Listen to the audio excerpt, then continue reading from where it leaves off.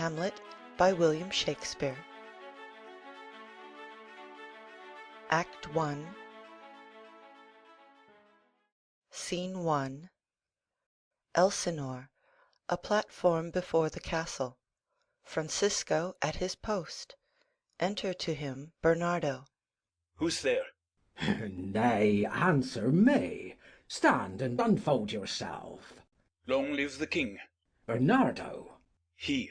you come most carefully upon your hour. 'Tis now struck 12. Get thee to bed, Francisco. For this relief much thanks. 'Tis bitter cold, and I am sick at heart. Have you had quiet guard? Not a mouse stirring. Well, good night. If you do meet Horatio and Marcellus, the rivals of my watch, bid them make haste. I think I hear them. Stand, ho! Who's there? Enter Horatio and Marcellus. Friends to this ground, and liegemen to the Dane. Give you good night. Oh, farewell, honest soldier, who hath relieved you. Bernardo has my place. Give you good night. Exit. Holla, Bernardo. Say, what, is Horatio there? a piece of him. Welcome, Horatio. Welcome, good Marcellus.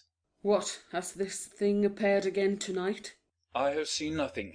Horatio says 'tis but our fantasy, and will not let belief take hold of him, touching this dreaded sight twice seen of us. Therefore I have entreated him along with us to watch the minutes of this night, that if again this apparition come, he may approve our eyes, and speak to it. Tush, tush, 'twill not appear. Sit down a while, and let us once again assail your ears, that are so fortified against our story, what we have 2 nights seen. Well, sit we down, and let us hear Bernardo speak of this. Last night of all, when yond same star that's westwards from the pole had made his course to illumine that part of heaven where now it burns, Marcellus and myself, the bell then beating 1. Enter Ghost. Peace, break thee off. Look, where it comes again. In the same figure like the king that's dead. Thou art a scholar. Speak to it, Horatio. Looks it not like the king? Mark it, Horatio. Most like. It harrows me with fear and wonder. It would be spoke to. Question it, Horatio. What art thou that usurpest this time of night, together with that fair and warlike form in which the majesty of buried Denmark did sometimes march? By heaven, I charge thee, speak! It is offended. See, it stalks away. Stay! Speak, speak! I charge thee, speak! Exit Ghost. 'Tis gone, and will not answer. How now, Horatio? You tremble and look pale. Is not this something more than fantasy? What think you on't? Before my God, I might not this believe without the sensible and true avouch of mine own eyes. Is it not like the king? As thou art to thyself. Such was the very armour he had on when he the ambitious Norway combated.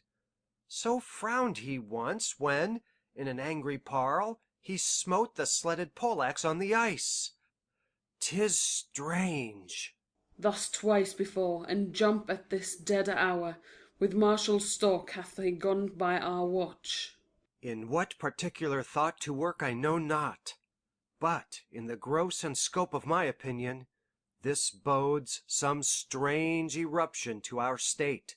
Good now, sit down and tell me, he that knows, why this same strict and most observant watch so nightly toils the subject of the land, and why such daily cast of brazen cannon, and foreign mart for implements of war, why such impress of shipwrights, whose sore task does not divide a Sunday from the week, what might be toward, that this sweety haste doth make the night joint labourer with the day.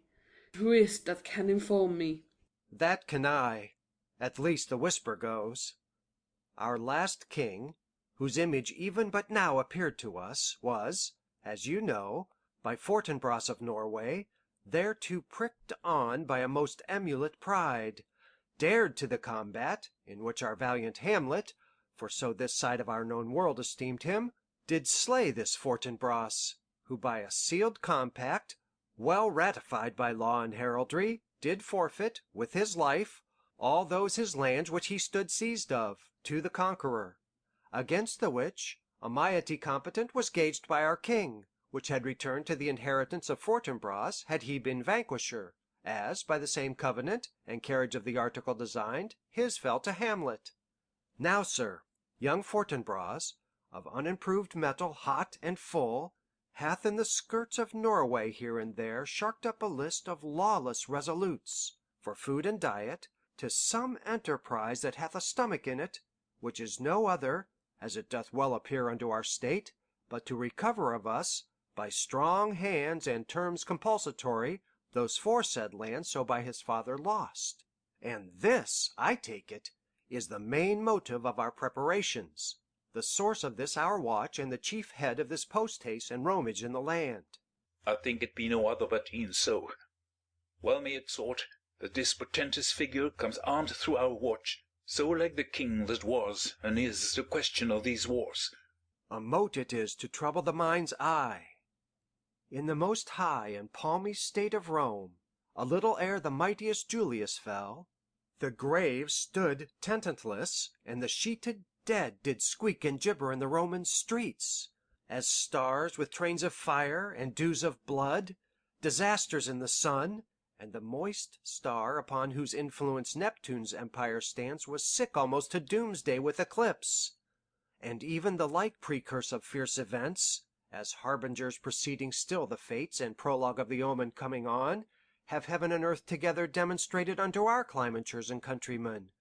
But soft, behold, lo, where it comes again! Re-enter Ghost. I'll cross it though it blast me. Stay, illusion!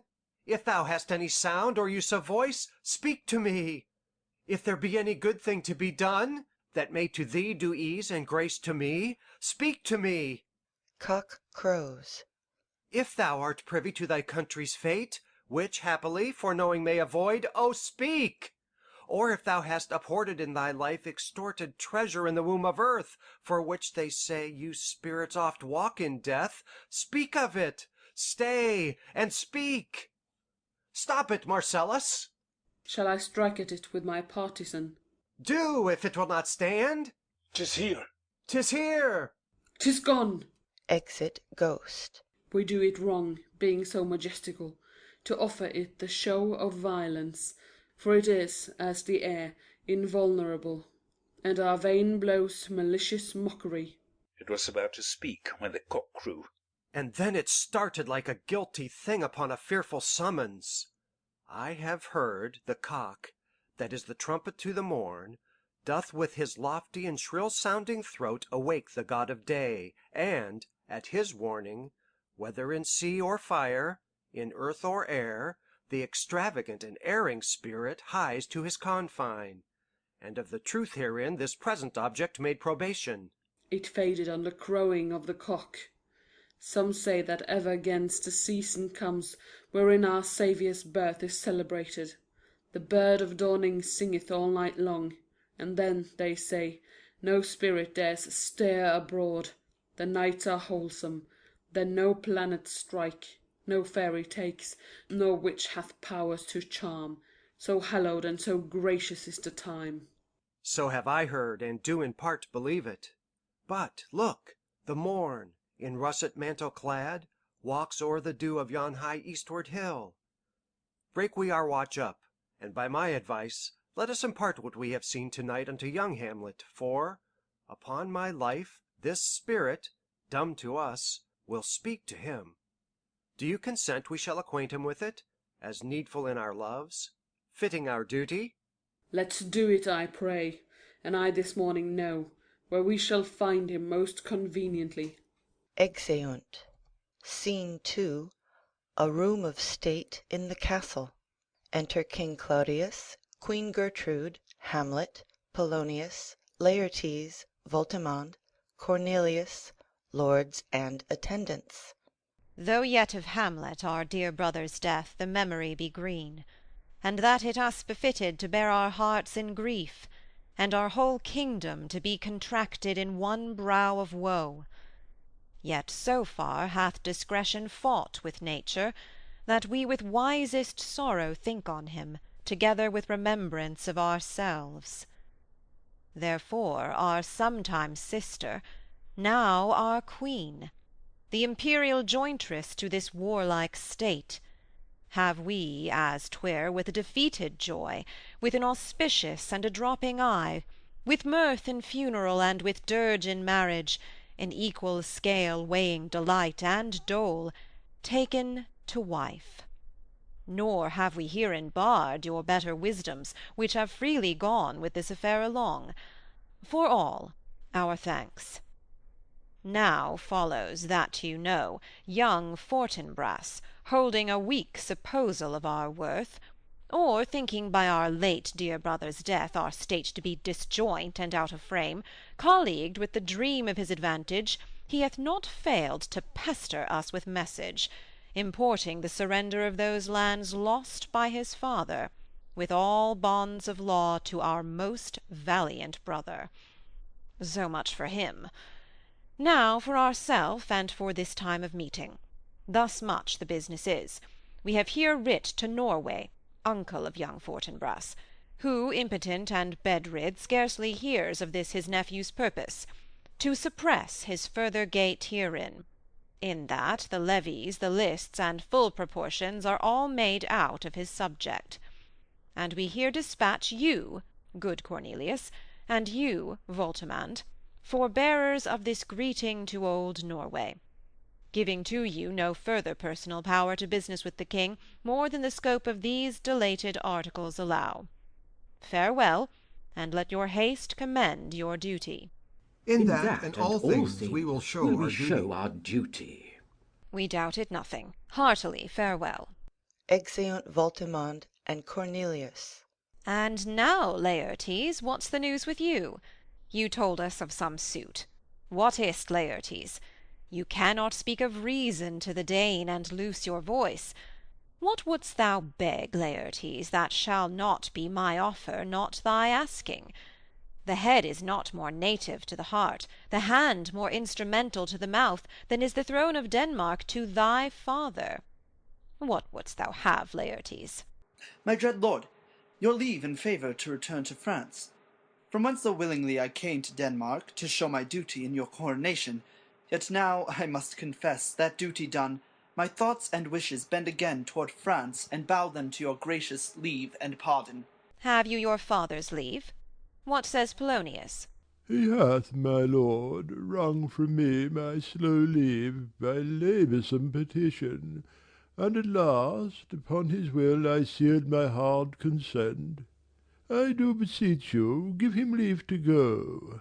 Take thy fair hour, Laertes, time be thine, and thy best graces spend it at thy will. But now, my cousin Hamlet, and my son. Aside. A little more than kin and less than kind. How is it that the clouds still hang on you? Not so, my lord, I am too much i' the sun. Good Hamlet, cast thy nighted colour off, and let thine eye look like a friend on Denmark. Do not for ever with thy veiled lids seek for thy noble father in the dust. Thou knowest 'tis common, all that lives must die, passing through nature to eternity.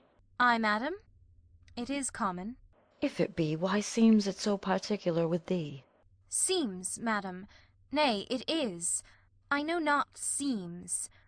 'Tis not alone my inky cloak, good mother, nor customary suits of solemn black, nor windy suspiration of forced breath, no, nor the fruitful river in the eye, nor the dejected haviour of the visage, together with all forms, moods, shapes of grief that can denote me truly. These indeed seem, for they are actions that a man might play.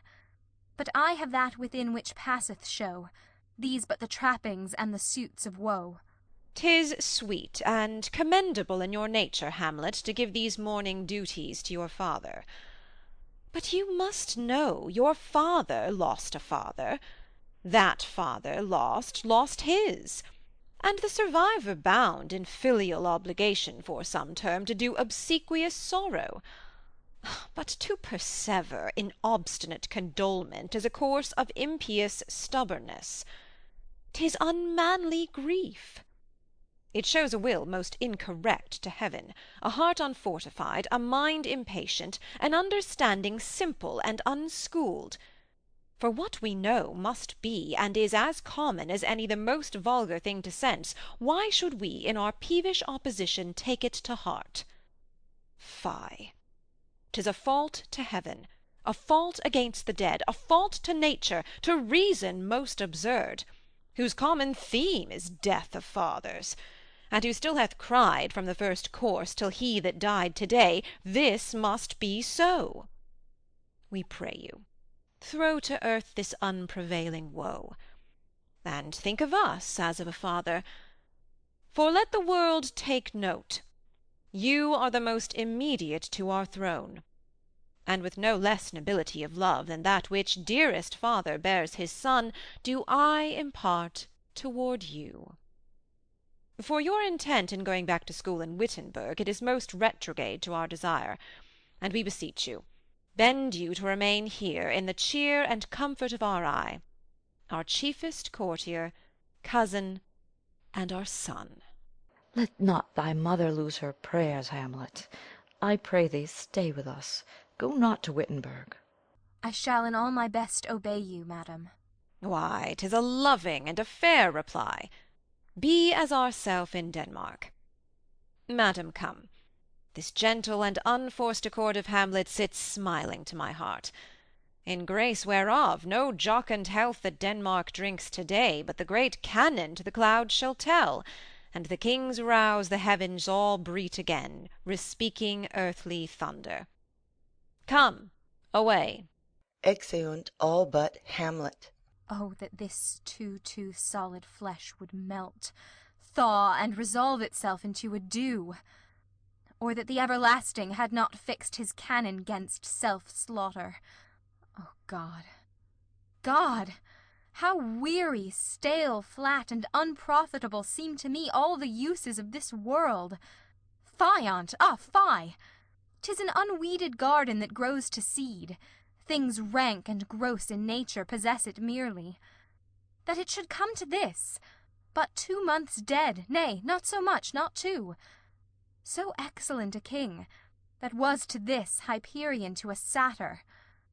So loving to my mother, that he might not beteem the winds of heaven visit her face too roughly. Heaven and earth, must I remember? Why, she would hang on him, as if increase of appetite had grown by what it fed on, and yet within a month. Let me not think on't. Frailty, thy name is woman. A little month, or ere those shoes were old with which she followed my poor father's body, like Niobe all tears. Why, she, even she, O God, a beast that wants discourse of reason would have mourned longer. Married with my uncle, my father's brother, but no more like my father than I to Hercules. Within a month, ere yet the salt of most unrighteous tears had left the flushing in her galled eyes, she married. O most wicked speed, to post with such dexterity to incestuous sheets! It is not, nor it cannot come to good. But break my heart, for I must hold my tongue. Enter Horatio, Marcellus, and Bernardo. Hail to your lordship. I'm glad to see you well. Horatio! Or I do forget myself. The same, my lord, and your poor servant ever. Sir, my good friend, I'll change that name with you. And what make you from Wittenberg, Horatio? Marcellus? My good lord. I am very glad to see you. Good even, sir. But what in faith make you from Wittenberg? A truant disposition, good my lord. I would not hear your enemy say so, nor shall you do mine ear that violence to make it truster of your own report against yourself. I know you are no truant. But what is your affair in Elsinore? We'll teach you to drink deep ere you depart. My lord, I came to see your father's funeral.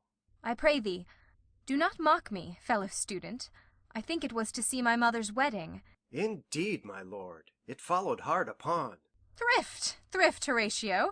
The funeral baked meats did coldly furnish forth the marriage tables. Would I had met my dearest foe in heaven, or ever I had seen that day, Horatio. My father, Methinks I see my father. Where, my lord? In my mind's eye, Horatio. I saw him once. He was a goodly king. He was a man. Take him for all in all. I shall not look upon his like again. My lord, I think I saw him yesternight. Saw who? My lord, the king, your father. The king my father? Season your admiration for a while with an attent ear, till I may deliver, upon the witness of these gentlemen, this marvel to you. For God's love, let me hear. 2 nights together had these gentlemen, Marcellus and Bernardo, on their watch, in the dead vast and middle of the night, been thus encountered. A figure, like your father, armed at point exactly, cap a pie, appears before them, and with solemn march goes slow and stately by them. Thrice he walked by their oppressed and fear-surprised eyes, within his truncheon's length, whilst they, distilled almost to jelly with the active fear, stand dumb and speak not to him. This to me in dreadful secrecy impart they did, and I with them the 3rd night kept the watch, where, as they had delivered, both in time, form of the thing, each word made true and good. The apparition comes. I knew your father. These hands are not more like. But where was this? My lord, upon the platform where we watched. Did you not speak to it? My lord, I did, but answer made it none. Yet once methought it lifted up its head and did address itself to motion like as it would speak. But even then the morning cock crew loud, and at the sound it shrunk in haste away, and vanished from our sight. 'Tis very strange. As I do live, my honoured lord, 'tis true, and we did think it writ down in our duty to let you know of it. Indeed, indeed, sirs, but this troubles me. Hold you the watch tonight? We do, my lord. Armed, say you? Armed, my lord. From top to toe? My lord, from head to foot. Then saw you not his face? Oh yes, my lord, he wore his beaver up. What, looked he frowningly? A countenance more in sorrow than in anger. Pale or red? Nay, very pale. And fixed his eyes upon you? Most constantly. I would I had been there. It would have much amazed you. Very like, very like. Stayed it long? While one with moderate haste might tell 100. Longer. Not when I saw it. His beard was grizzled, no? It was, as I have seen it in life, a sable silvered. I will watch tonight. Perchance 'twill walk again. I warrant it will. If it assume my noble father's person, I'll speak to it, though hell itself should gape and bid me hold my peace. I pray you all, if you have hitherto concealed this sight, let it be tenable in your silence still. And whatsoever else shall hap tonight, give it an understanding, but no tongue. I will requite your loves. So fare you well. Upon the platform, 'twixt 11 and 12, I'll visit you. Our duty to your honour. Your loves as mine to you. Farewell. Exeunt all but Hamlet. My father's spirit in arms. All is not well. I doubt some foul play. Would the night were come! Till then, sit still, my soul. Foul deeds will rise, though all the earth o'erwhelm them, to men's eyes. Exit. Scene 3. A room in Polonius's house. Enter Laertes and Ophelia. My necessaries are embarked. Farewell. And sister, as the winds give benefit and convoy is assistant, do not sleep, but let me hear from you. Do you doubt that? For Hamlet and the trifling of his favour, hold it a fashion and a toy in blood, a violet in the youth of primy nature, forward, not permanent, sweet, not lasting, the perfume and suppliance of a minute, no more. No more but so? Think it no more, for nature crescent does not grow alone in thews and bulk, but as this temple waxes, the inward service of the mind and soul grows wide withal. Perhaps he loves you now, and now no soil nor caudle doth besmirch the virtue of his will, but you must fear his greatness weighed, his will is not his own, for he himself is subject to his birth. He may not, as unvalued persons do, carve for himself, for on his choice depends the safety and the health of his whole state. And therefore must his choice be circumscribed unto the voice and yielding of that body whereof he is the head. Then if he says he loves you, it fits your wisdom so far to believe it, as he in his particular act and place may give his saying deed. which is no further than the main voice of Denmark goes withal. Then weigh what loss your honour may sustain, if with too credent ear you list his songs, or lose your heart, or your chaste treasure open to his unmastered importunity. Fear't, Ophelia, fear't, my dear sister, and keep you in the rear of your affection, out of the shot and danger of desire. The chariest maid is prodigal enough, if she unmask her beauty to the moon. Virtue itself scapes not calumnious strokes. The canker galls the infants of the spring, too oft before their buttons be disclosed, and in the morn and liquid dew of youth, contagious blastments are most imminent. Be wary then, best safety lies in fear. Youth to itself rebels, though none else near. I shall the effect of this good lesson keep, as watchman to my heart. But, good my brother, do not, as some ungracious pastors do, show me the steep and thorny way to heaven, whiles, like a puffed and reckless libertine, himself the primrose path of dalliance treads, and recks not his own reed. Oh, fear me not. I stay too long. But here, my father comes. Enter Polonius. A double blessing is a double grace. Occasion smiles upon a second leave. Yet here, Laertes. Aboard, aboard, for shame! The wind sits in the shoulder of your sail, and you are stayed for. There, my blessing with thee! And these few precepts in thy memory see thou character. Give thy thoughts no tongue, nor any unproportioned thought his act. Be thou familiar, but by no means vulgar. Those friends thou hast, and their adoption tried, grapple them to thy soul with hoops of steel, but do not dull thy palm with entertainment of each new-hatched, unfledged comrade. Beware of entrance to a quarrel, but being in, bet that the opposed may beware of thee. Give every man thy ear, but few thy voice. Take each man's censure, but reserve thy judgment. Costly thy habit as thy purse can buy, but not expressed in fancy, rich, not gaudy, for the apparel oft proclaims the man. And they in France of the best rank and station are of a most select and generous chief in that. Neither a borrower nor a lender be, for loan oft loses both itself and friend, and borrowing dulls the edge of husbandry. This above all, to thine own self be true, and it must follow, as the night the day, thou canst not then be false to any man. Farewell, my blessing season this in thee. Most humbly do I take my leave, my lord. The time invites you. Go, your servants tend. Farewell, Ophelia, and remember well what I have said to you. 'Tis in my memory locked, and you yourself shall keep the key of it. Farewell. Exit. What is't, Ophelia, he hath said to you? So please you, something touching the Lord Hamlet. Marry, well bethought. 'Tis told me he hath very oft of late given private time to you, and you yourself have of your audience been most free and bounteous. If it be so, as so it is put on me, and that, in way of caution, I must tell you, you do not understand yourself so clearly as it behoves my daughter and your honour. What is between you? Give me up the truth. He hath, my lord, of late made many tenders of his affection to me. Affection! Pooh!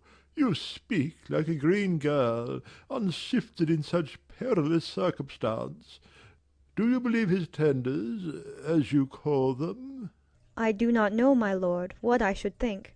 Marry, I'll teach you. Think yourself a baby, that you obtain these tenders for true pay, which are not sterling. Tend yourself more dearly, or, not to crack the wind of the poor phrase, running it thus, you'll tender me a fool.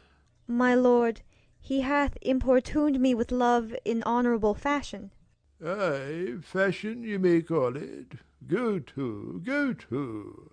and hath given countenance to his speech, my lord, with almost all the holy vows of heaven. Ay, springs to catch woodcocks, I do know. When the blood burns, how prodigal the soul lends the tongue vows. These blazes, daughter, giving more light than heat, extinct in both, even in their promise, as it is a-making, you must not take for fire. From this time be somewhat scatter of your maiden presence. Set your entreatments at a higher rate than a command to parley. For Lord Hamlet, believe so much in him, that he is young, and with a larger tether may he walk than may be given you. In few, Ophelia, do not believe his vows, for they are brokers, not of that dye which their investments show, but mere implorators of unholy suits, breathing like sanctified and pious bawds, the better to beguile. This is for all.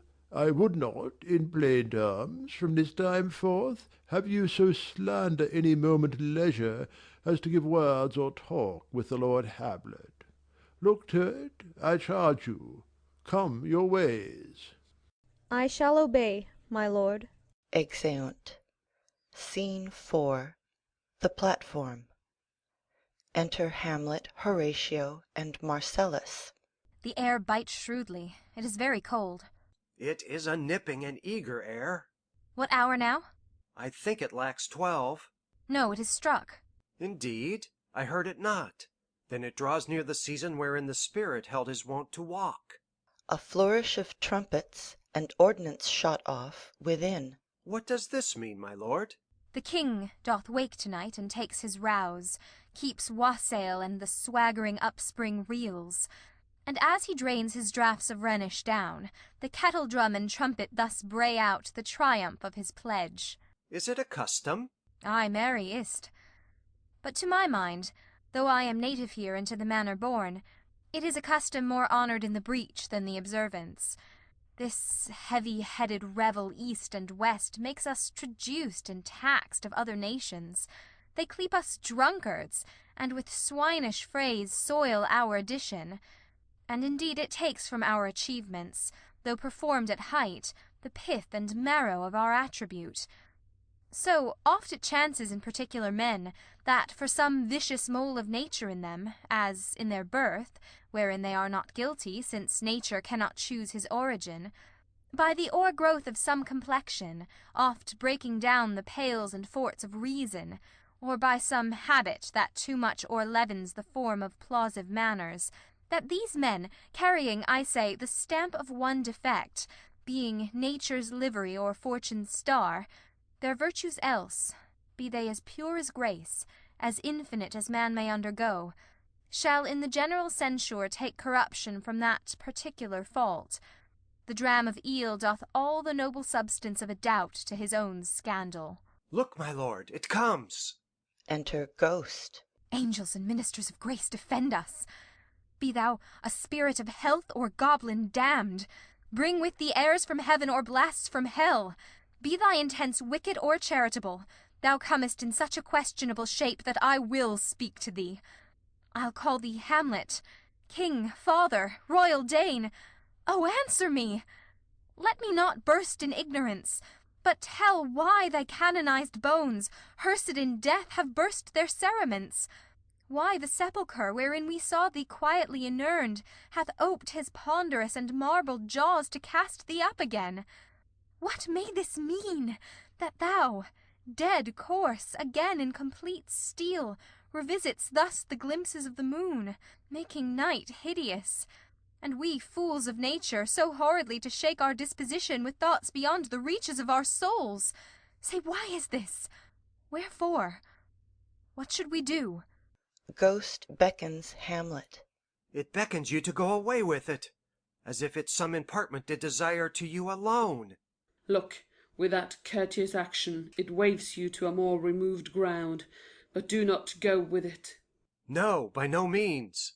It will not speak, then I will follow it. Do not, my lord. Why, what should be the fear? I do not set my life in a pin's fee. And for my soul, what can it do to that, being a thing immortal as itself? It waves me forth again. I'll follow it. What if it tempt you toward the flood, my lord? Or to the dreadful summit of the cliff that beetles o'er his base into the sea, and there assume some other horrible form, which might deprive your sovereignty of reason and draw you into madness? Think of it! The very place puts toys of desperation, without more motive, into every brain that looks so many fathoms to the sea and hears it roar beneath. It waves me still. Go on.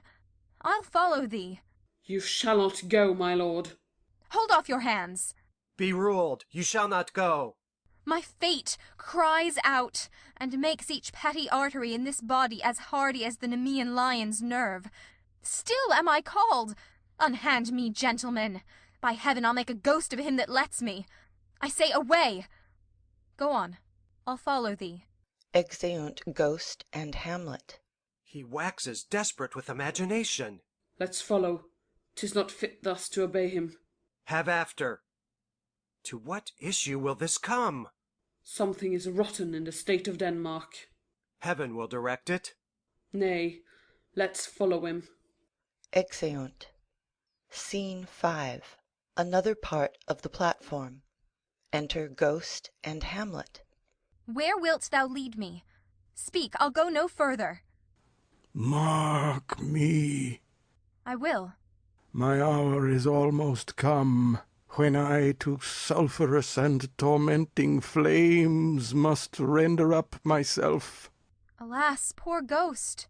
Pity me not, but lend thy serious hearing to what I shall unfold. Speak, I am bound to hear. So art thou to revenge when thou shalt hear. What? I am thy father's spirit, doomed for a certain term to walk the night, and for the day confined to fast in fires, till the foul crimes done in my days of nature are burnt and purged away. But that I am forbid to tell the secrets of my prison house, I could a tale unfold, whose lightest word would harrow up thy soul, freeze thy young blood, make thy two eyes like stars start from their spheres, thy knotted and combined locks to part, and each particular hair to stand on end like quills upon the fretful porpentine. But this eternal blazon must not be to ears of flesh and blood. List, list, oh, list, if thou didst ever thy dear father love. Oh, God! Revenge his foul and most unnatural murder. Murder? Murder most foul, as in the best it is, but this most foul, strange, and unnatural. Haste me to know it, that I, with wings as swift as meditation or the thoughts of love, may sweep to my revenge. I find thee apt, and duller shouldst thou be than the fat weed that roots itself in ease on Lethe wharf, wouldst thou not stir in this. Now, Hamlet, hear. 'Tis given out that sleeping in my orchard a serpent stung me. So the whole ear of Denmark is by a forged process of my death rankly abused. But know, thou noble youth, the serpent that did sting thy father's life now wears his crown. Oh, my prophetic soul, my uncle! Ay, that incestuous, that adulterate beast, with witchcraft of his wit, with traitorous gifts. O wicked wit and gifts, that have the power so to seduce one to his shameful lust, the will of my most seeming virtuous queen! O Hamlet, what a falling off was there from me, whose love was of that dignity that it went hand in hand even with the vow I made to her in marriage, and to decline upon a wretch whose natural gifts were poor to those of mine. But virtue, as it never will be moved, though lewdness court it in a shape of heaven, so lust, though to a radiant angel linked, will sate itself in a celestial bed, and prey on garbage. But soft, methinks I scent the morning air, brief let me be.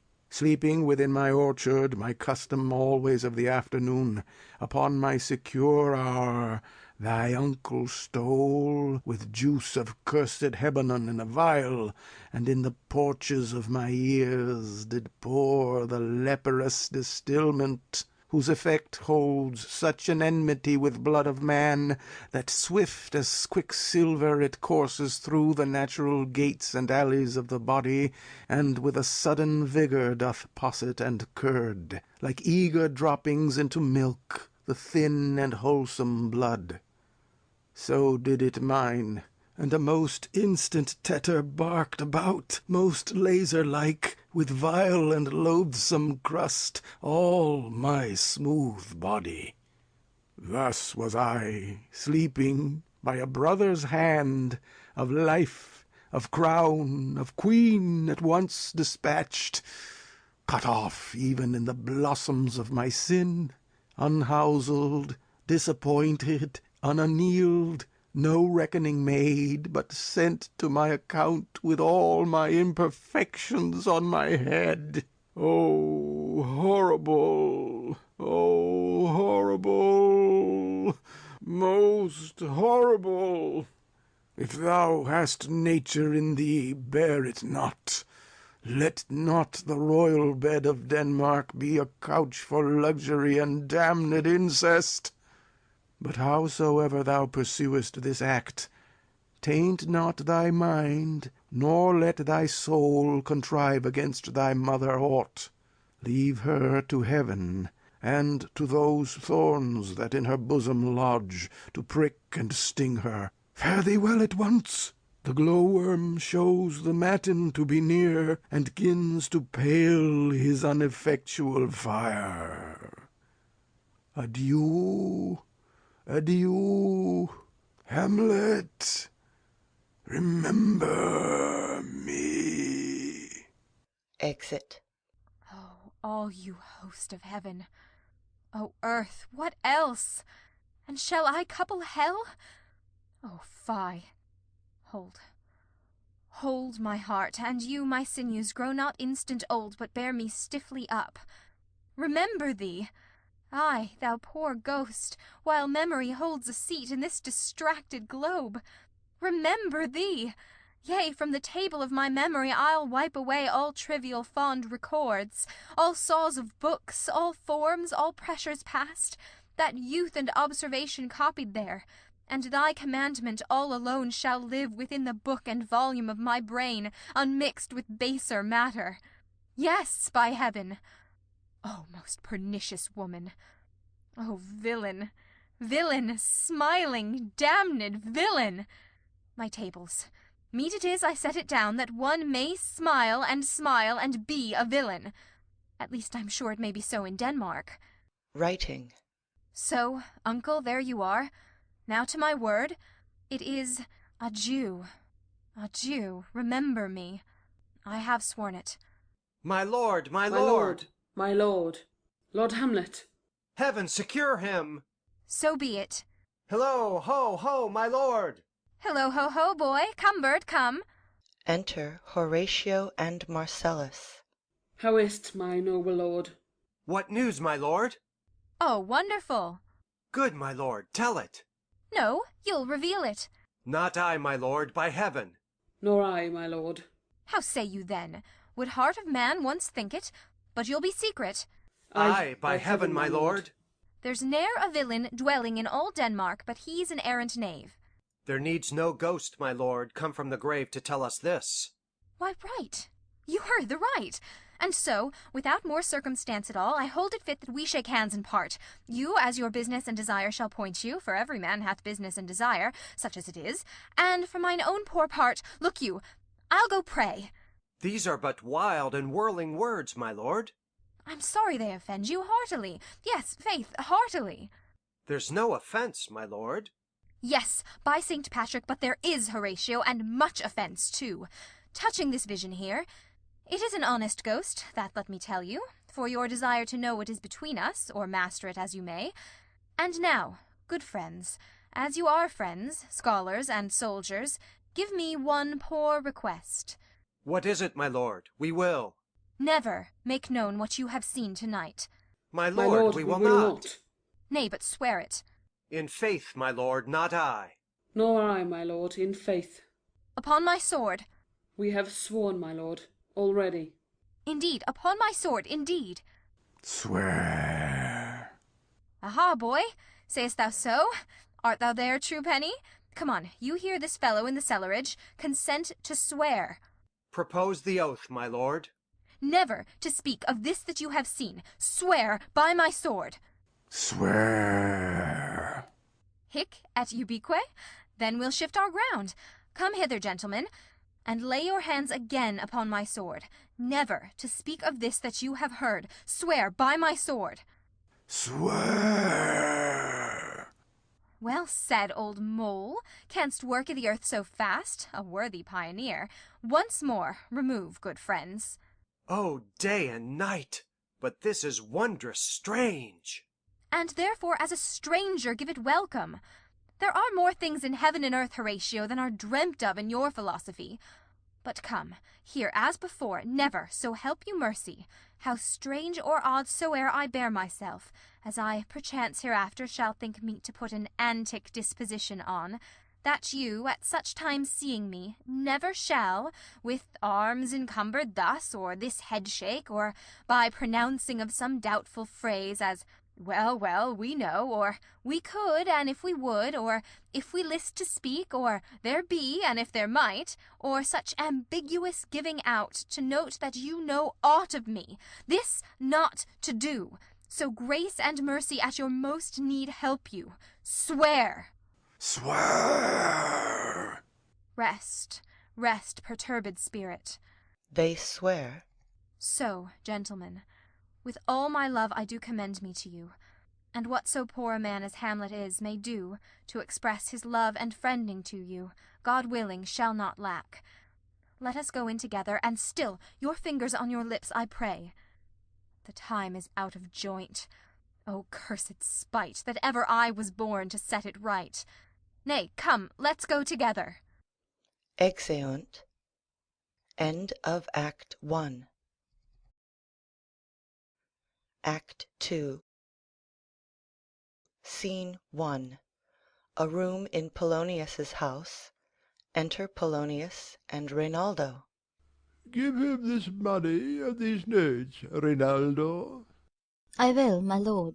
You shall do marvellous wisely, good Reynaldo, before you visit him, to make inquire of his behaviour.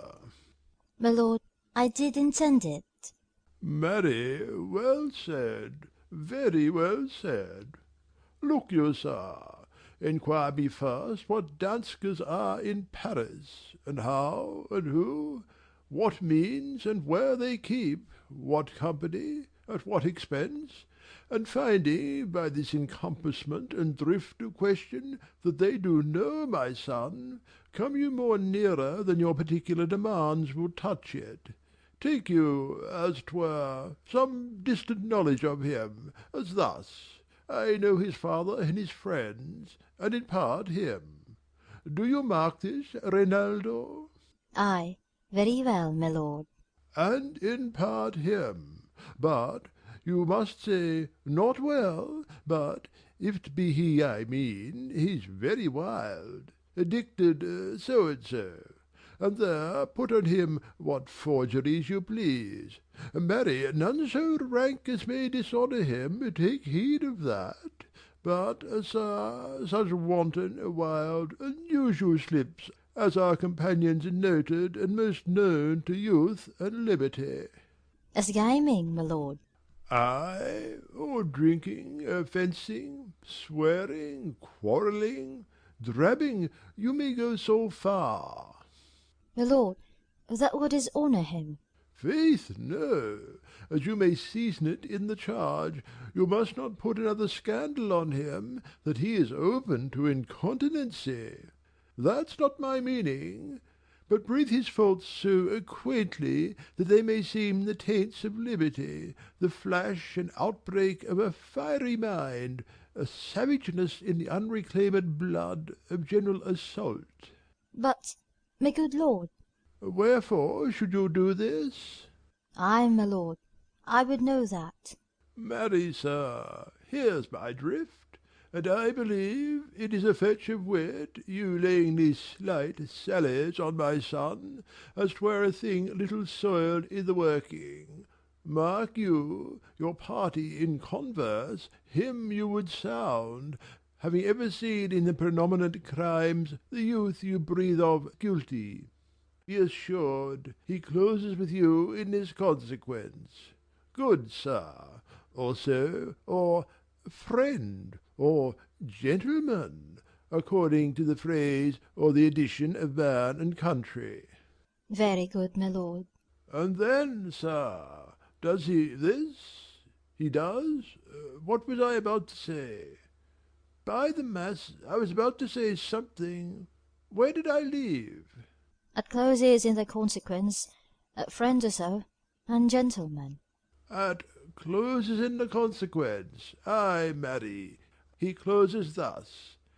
I know the gentleman, I saw him yesterday, or t'other day, or then, with such or such, and, as you say, there was a gaming, there overtook in's rouse, there falling out at tennis, or perchance I saw him enter such a house of sale, videlicet, a brothel, or so forth.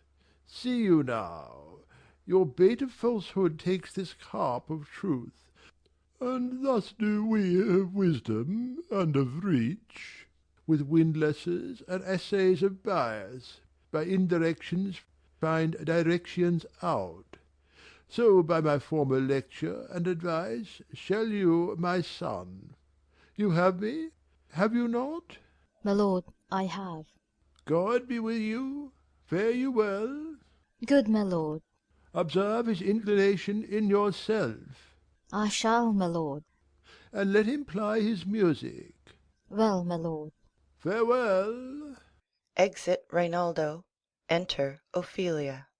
How now, Ophelia? What's the matter? Oh, my lord, I have been so affrighted. With what, in the name of God? My lord, as I was sewing in my closet, Lord Hamlet, with his doublet all unbraced, no hat upon his head, his stockings fouled, ungartered, and down gyved to his ankle, pale as his shirt, his knees knocking each other, and with a look so piteous in purport, as if he had been loosed out of hell, to speak of horrors. He comes before me. Mad for thy love? My lord, I do not know, but truly I do fear it. What said he? He took me by the wrist and held me hard. Then goes he to the length of all his arm, and with his other hand thus o'er his brow, he falls to such perusal of my face, as he would draw it.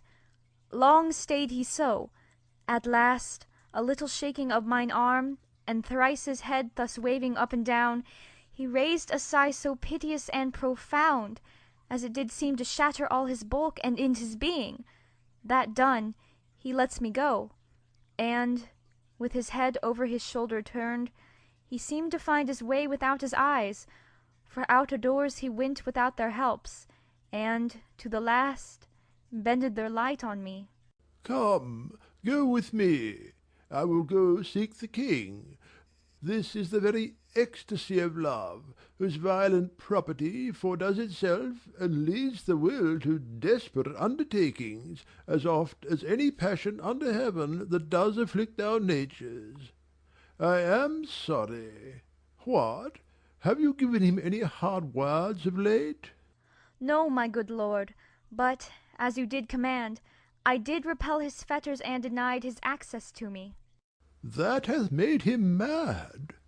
I am sorry that with better heed and judgment I had not quoted him. I feared he did but trifle, and meant direct thee. But beshrew my jealousy! By heaven, it is as proper to our age to cast beyond ourselves in our opinions as it is common for the younger sort to lack discretion. Come, go we to the king. This must be known, which, being kept close, might move more grief to hide than hate to utter love. Exeunt. Scene 2. A room in the castle. Enter King Claudius, Queen Gertrude, Rosencrantz, Guildenstern, and attendants. Welcome, dear Rosencrantz and Guildenstern. Moreover, that we much did long to see you, the need we have to use you did provoke our hasty sending. Something have you heard of Hamlet's transformation?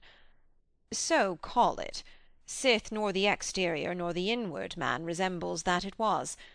What it should be, more than his father's death, that thus hath put him so much from the understanding of himself, I cannot dream of.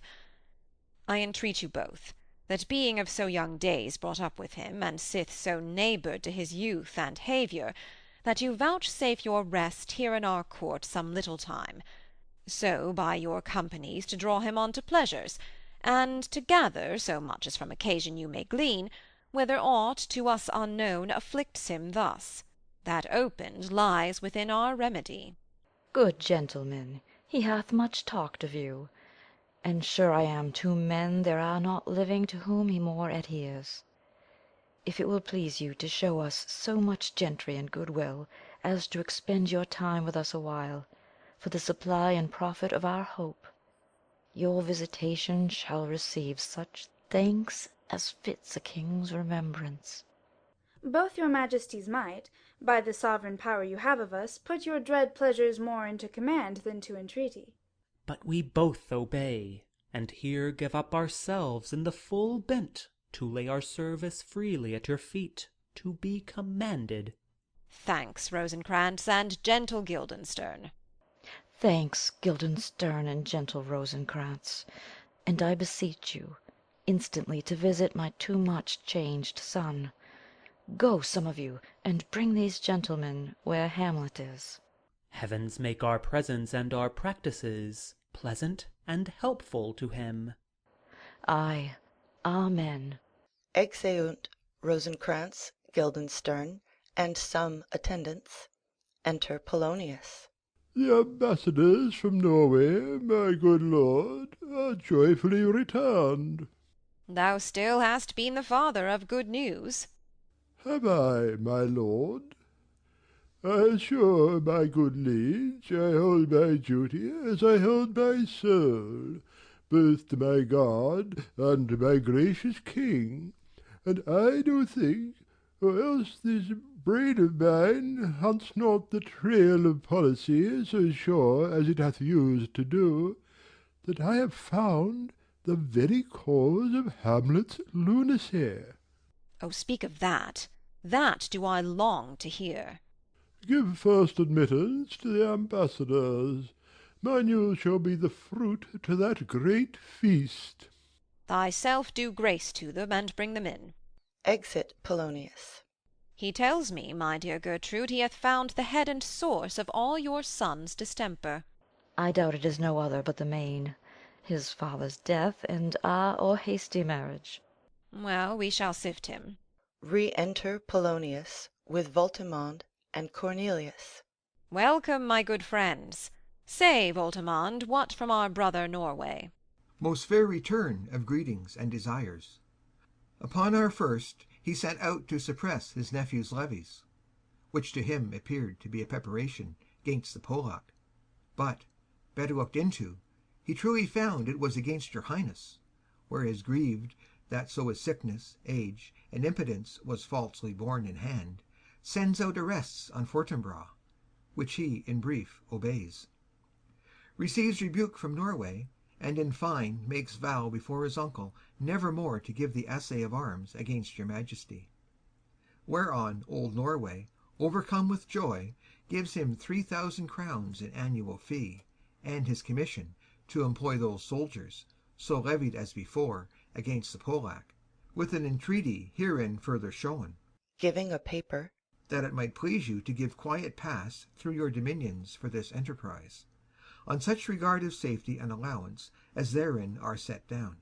It likes us well, and at our more considered time we'll read, answer, and think upon this business. Meantime we thank you for your well-took labour. Go to your rest. At night we'll feast together. Most welcome home. Exeunt Voltimand and Cornelius. This business is well ended, my liege and madam. To expostulate what majesty should be, what duty is, why day is day, night night, and time is time, were nothing but to waste a night, day, and time. Therefore, since brevity is the soul of wit, and hideousness the limbs and outward flourishes, I will be brief.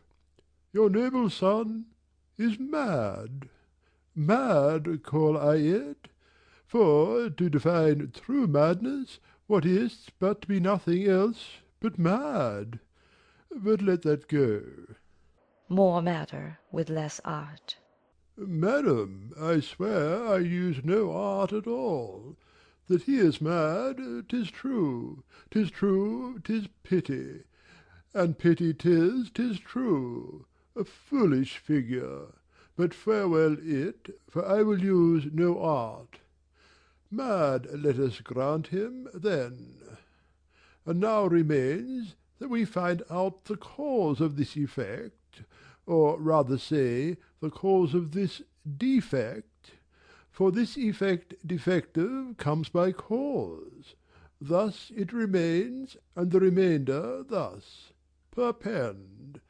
I have a daughter, have, while she is mine, who in her duty and obedience, mark, hath given me this. Now gather and surmise. Reads. To the celestial and my soul's idol, the most beautified Ophelia. That's an ill phrase, a vile phrase. Beautified is a vile phrase. But you shall hear, thus. Reads. In her excellent wide bosom these, etc. Came this from Hamlet to her? Good madam, stay a while. I will be faithful. Reads. Doubt thou the stars are fire? Doubt that the sun doth move? Doubt truth to be a liar? But never doubt I love. Oh, dear Ophelia, I am ill at these numbers. I have not art to reckon my groans, but that I love thee best, oh, most best, believe it. Adieu. Thine evermore, most dear lady, whilst this machine is to him, Hamlet. This in obedience hath my daughter shown me, and more above hath his solicitings, as they fell out by time, by means and place, all given to mine ear. But how hath she received his love? What do you think of me? As of a man faithful and honourable. I would fain prove so. But what might you think, when I had seen this hot love on the wing? As I perceived it, I must tell you that, before my daughter told me, what might you, or my dear Majesty, your Queen here, think, if I had played the desk or table book, or given my heart a winking, a mute and dumb, or looked upon this love with idle sight? What might you think? No, I went round to work, and my young mistress thus I did bespeak. Lord Hamlet is a prince, out of thy star. This must not be. And then I precepts gave her, that she should lock herself from his resort, admit no messengers, receive no tokens. Which done, she took the fruits of my advice, and he, repulsed, a short tale to make, fell into a sadness, then into a fast, thence to a watch, thence into a weakness, thence to a lightness, and by this declension into the madness wherein now he raves, and all we mourn for. Do you think 'tis this? It may be, very likely.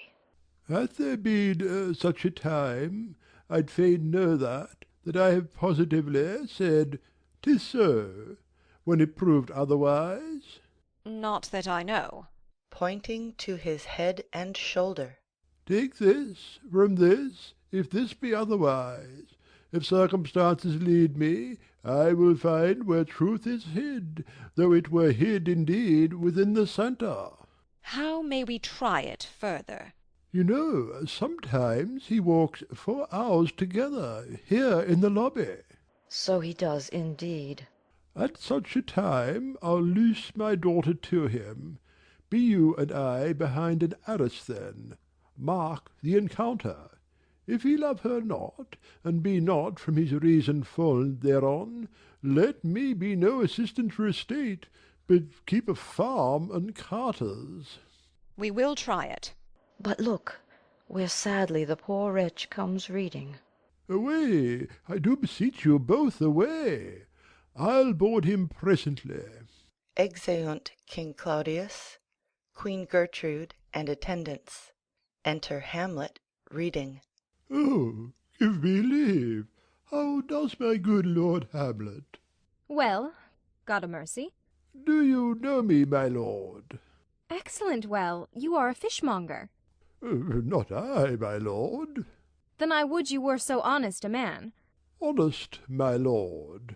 I, sir, to be honest, as this world goes, is to be one man picked out of 10,000. That's very true, my lord. For if the sun breed maggots in a dead dog, being a good kissing carrion, have you a daughter? I have, my lord. Let her not walk i' the sun. Conception is a blessing, but not as your daughter may conceive. Friend, look to it. Aside. How see you by that? Still harpy on my daughter?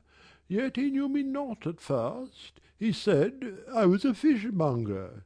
He is far gone, and truly in my youth I suffered much extremity for love. Very near this. I'll speak to him again. What do you read, my lord? Words, words, words. What is the matter, my lord? Between who? I mean the matter that you read, my lord. Slanders, sir, for the satirical rogue says here that old men have grey beards, that their faces are wrinkled, their eyes purging thick amber and plum-tree gum, and that they have a plentiful lack of wit, together with most weak hands. All which, sir, though I most powerfully and potently believe, yet I hold it not honesty to have it thus set down. For yourself, sir, should be as old as I am, if like a crab you could go backward. Aside. Though this be madness, yet there is method in't. Will you walk out of the air, my lord? Into my grave? Indeed, that is out of the air. Aside. How pregnant sometimes his replies are!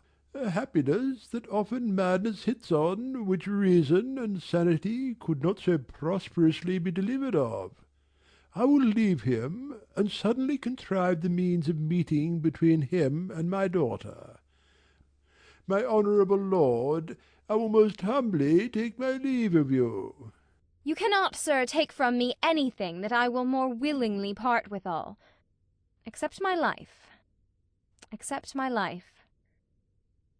Except my life. Fare you well, my lord. These tedious old fools. Enter Rosencrantz and Guildenstern. You go to seek the Lord Hamlet? There he is. God save you, sir. Exit Polonius. My honoured lord. My most dear lord. My excellent good friends, how dost thou, Guildenstern? Rosencrantz, good lads, how do ye both? As the indifferent children of the earth. Happy, in that we are not over-happy. On Fortune's cap we are not the very button. Nor the soles of her shoes. Neither, my lord. Then you live about her waist, or in the middle of her favours? Faith, her privates we. In the secret parts of Fortune, oh, most true, she is a strumpet. What's the news? None, my lord, but that the world's grown honest. Then is doomsday near. But your news is not true. Let me question more in particular. What have you, my good friends, deserved at the hands of fortune that she sends you to prison hither? Prison, my lord. Denmark's a prison. Then is the world one? A goodly one, in which there are many confines, wards, and dungeons, Denmark being one of the worst. We think not so, my lord. Why then 'tis none to you. For there is nothing either good or bad, but thinking makes it so. To me it is a prison. Why then your ambition makes it one. 'Tis too narrow for your mind. Oh God, I could be bounded in a nutshell, and count myself a king of infinite space, were it not that I have bad dreams. Which dreams indeed are ambition, for the very substance of the ambitious is merely the shadow of a dream. A dream itself is but a shadow. Truly, and I hold ambition of so airy and light a quality that it is but a shadow's shadow. Then are our beggars' bodies, and our monarchs and outstretched heroes the beggars' shadows. Shall we to the court? For by my fay I cannot reason. We'll wait upon you, my lord. No such matter. I will not sort you with the rest of my servants. For, to speak to you like an honest man, I am most dreadfully attended.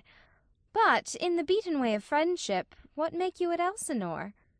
To visit you, my lord, no other occasion. Beggar that I am even poor in thanks.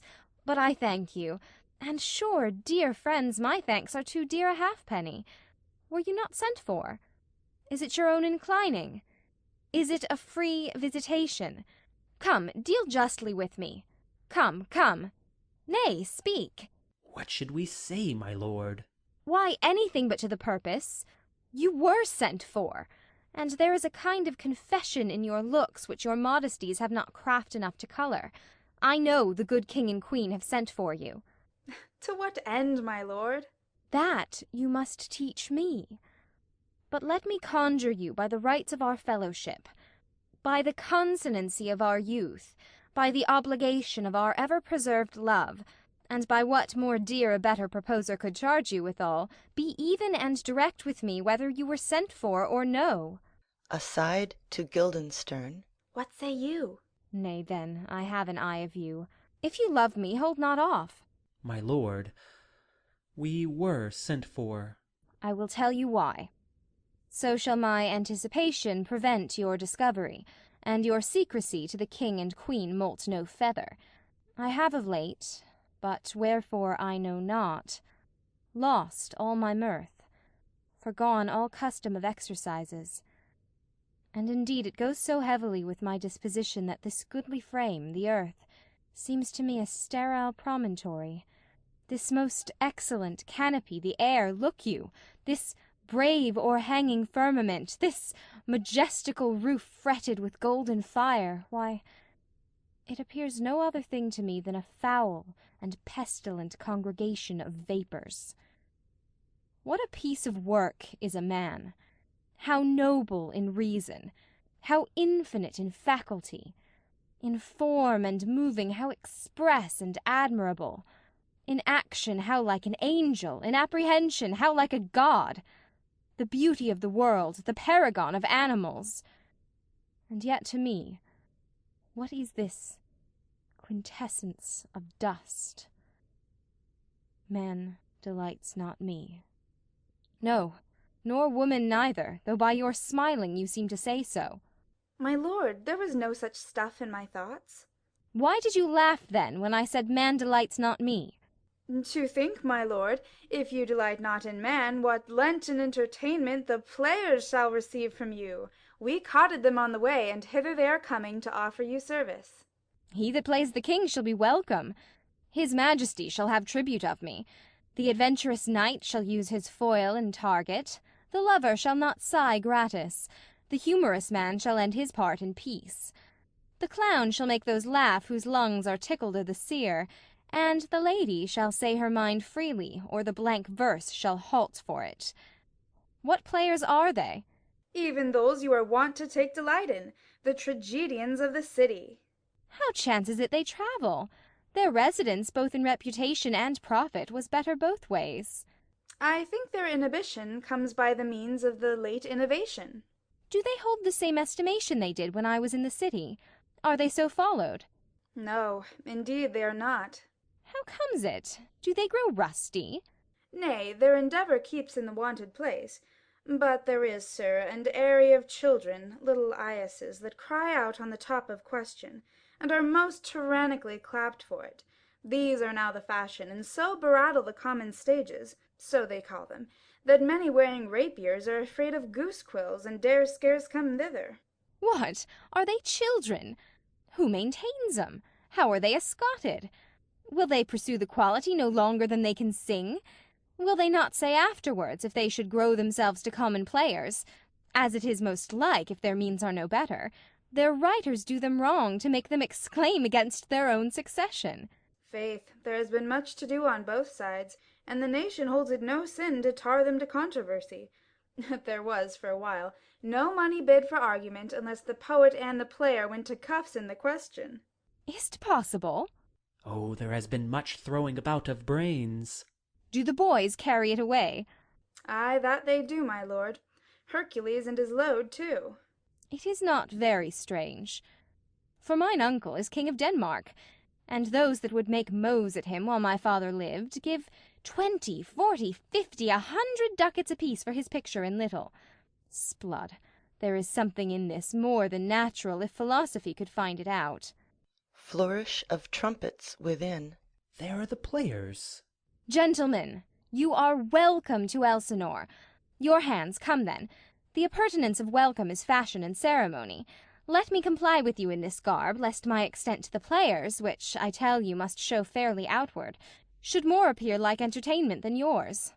You are welcome. But my uncle father and aunt mother are deceived. In what, my dear lord? I am but mad north-northwest. When the wind is southerly, I know a hawk from a hand-saw. Enter Polonius. Well be with you, gentlemen. Hark you, Guildenstern, and you two, at each ear a hearer. That great baby you see there is not yet out of his swaddling clouts. Happily he's the second time come to them, for they say an old man is twice a child. I will prophesy he comes to tell me of the players, mark it. You say right, sir, Monday morning 'twas so indeed. My lord, I have news to tell you. My lord, I have news to tell you. When Roscius was an actor in Rome. The actors are come hither, my lord. Buzz, buzz. Upon mine honour. Then came each actor on his ass. The best actors in the world, either for tragedy, comedy, history, pastoral, pastoral comical, historical pastoral, tragical historical, tragical comical, historical pastoral, scene individable, or poem unlimited. Seneca cannot be too heavy, nor Plautus too light. For the law of writ and liberty, these are the only men. Oh, Jephthah, judge of Israel, what a treasure hadst thou! What a treasure had he, my lord? Why, one fair daughter, and no more, the which he loved passing well. Still on my daughter. Am I not i' the right, old Jephthah? If you call me Jephthah, my lord, I have a daughter that I love passing well. Nay, that follows not. What follows then, my lord? Why, as by lot God wot, and then, you know, it came to pass, as most like it was. The first row of the pious chanson will show you more, for look where my abridgment comes. Enter 4 or 5 players. You are welcome, masters, welcome all. I am glad to see thee well. Welcome, good friends. Oh, my old friend, thy face is valenced since I saw thee last. Comest thou to beard me in Denmark? What, my young lady and mistress? By your ladyship is nearer to heaven than when I saw you last by the altitude of a choppine. Pray God your voice, like a piece of uncurrent gold, be not cracked within the ring. Masters, you are all welcome. We'll e'en to it like French falconers, fly at anything we see. We'll have a speech straight. Come, give us a taste of your quality. Come, a passionate speech. What speech, my lord? I heard thee speak me a speech once, but it was never acted.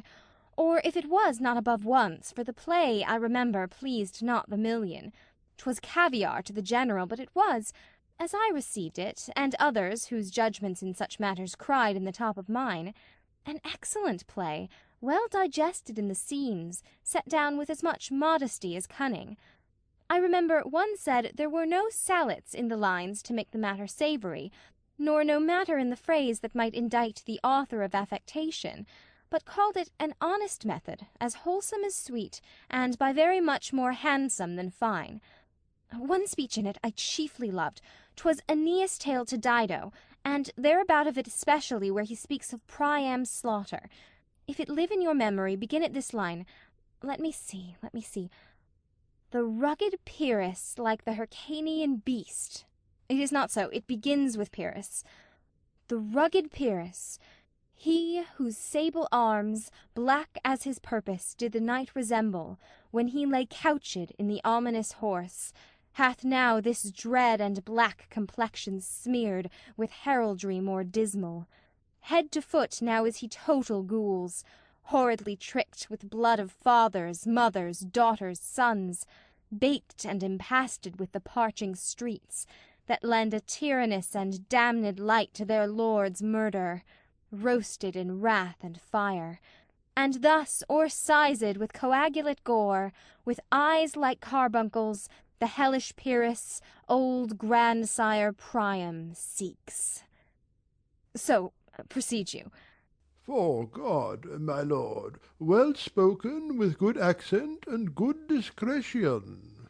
Anon he finds him, striking too short at Greeks, his antique sword rebellious to his arm lies where it falls, repugnant to command. Unequal matched, Pyrrhus at Priam drives, in rage strikes wide, but with the whiff and wind of his fell sword the unnerved father falls. Then senseless Ilium, seeming to feel this blow, with flaming top stoops to his base, and with a hideous crash takes prisoner Pyrrhus' ear, for lo, his sword, which was declining on the milky head of reverend Priam, seemed the air to stick. So as a painted tyrant Pyrrhus stood, and like a neutral to his will and matter, did nothing. But as we often see against some storm a silence in the heavens, the rack stand still, the bold winds speechless, and the orb below as hush as death, anon the dreadful thunder doth rend the region. So after Pyrrhus' pause, aroused vengeance sets him new a work, and never did the Cyclops' hammers fall on Mars' armour, forged for proof etern, with less remorse than Pyrrhus' bleeding sword now falls on Priam. Out, out, thou strumpet Fortune! All you gods in general synod, take away her power, break all the spokes and fellies from her wheel, and bowl the round nave down the hill of heaven as low as to the fiends. This is too long. It shall to the barbers with your beard. Prithee, say on. He's for a jig or a tale of bawdry, or he sleeps. Say on. Come to Hecuba. But who, oh, who had seen the mobled queen? The mobled queen. That's good. Mobled queen is good. Run barefoot up and down, threatening the flames with bison rheum, a clout upon that head where late the diadem stood, and for a robe about her lank and all o'er-teemed loins a blanket, in the alarm of fear caught up. Who this had seen, with tongue in venom steeped, 'gainst fortune's state would treason have pronounced. But if the gods themselves did see her then, when she saw Pyrrhus make malicious sport in mincing with his sword her husband's limbs, the instant burst of clamour that she made, unless things mortal move them not at all, would have made milch the burning eyes of heaven, and passion in the gods. Look whether he has not turned his colour, and has tears in's eyes. Pray you no more. 'Tis well. I'll have thee speak out the rest soon. Good my lord, will you see the players well bestowed? Do you hear? Let them be well used, for they are the abstract and brief chronicles of the time. After your death you were better have a bad epitaph than their ill report while you live. My lord, I will use them according to their desert. God's bodykins, man, much better. Use every man after his desert, and who should scape whipping? Use them after your own honour and dignity. The less they deserve, the more merit is in your bounty. Take them in. Come, sirs. Follow him, friends. We'll hear a play tomorrow. Exit Polonius with all the players but the first. Dost thou hear me, old friend? Can you play The Murder of Gonzago? Ay, my lord. We'll hat tomorrow night. You could, for a need, study a speech of some 12 or 16 lines which I would set down and insert in't, could you not? Ay, my lord. Very well. Follow that lord, and look you, mock him not. Exit first player. My good friends, I'll leave you till night. You are welcome to Elsinore. Good my lord. Ay, so God be with ye. Exeunt Rosencrantz and Guildenstern. Now I am alone. Oh, what a rogue and peasant slave am I! Is it not monstrous that this player here, but in a fiction, in a dream of passion, could force his soul so to his own conceit, that from her working all his visage wand, tears in his eyes, distraction in his aspect, a broken voice, and his whole function suiting with forms to his conceit, and all for nothing, for Hecuba? What's Hecuba to him, or he to Hecuba, that he should weep for her? What would he do, had he the motive and the cue for passion that I have?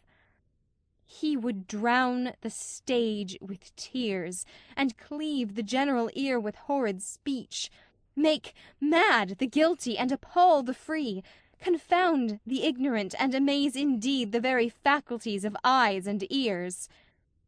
Yet I, a dull and muddy-mettled rascal, peak like John a Dreams, unpregnant of my cause, and can say nothing, no, not for a king, upon whose property and most dear life a damned defeat was made.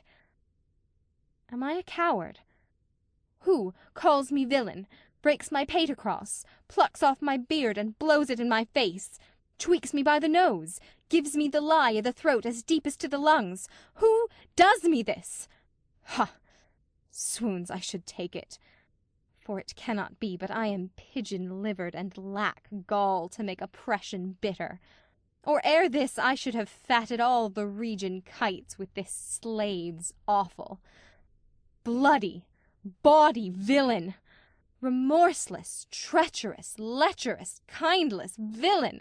Oh, vengeance! Why, what an ass am I! This is most brave, that I, the son of a dear father murdered, prompted to my revenge by heaven and hell, must, like a whore, unpack my heart with words and fall a-cursing, like a very drab, a scullion. Fie upon it! About my brain.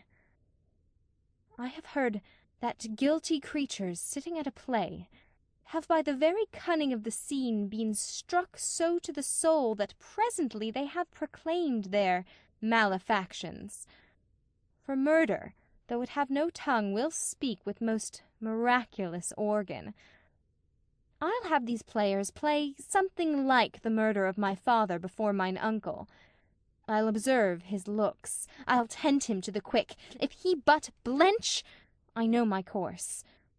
The spirit that I have seen may be the devil, and the devil hath power to assume a pleasing shape, yea, and perhaps, out of my weakness and my melancholy, as he is very potent with such spirits, abuses me to damn me. I'll have grounds more relative than this. The play's the thing, wherein I'll catch the conscience of the king. Exit. End of Act 2. Act 3. Scene 1. A room in the castle. Enter King Claudius, Queen Gertrude, Polonius, Ophelia, Rosencrantz, and Guildenstern. And can you, by no drift of circumstance, get from him why he puts on this confusion, grating so harshly all his days of quiet with turbulent and dangerous lunacy? He does confess himself distracted, but from what cause he will by no means speak.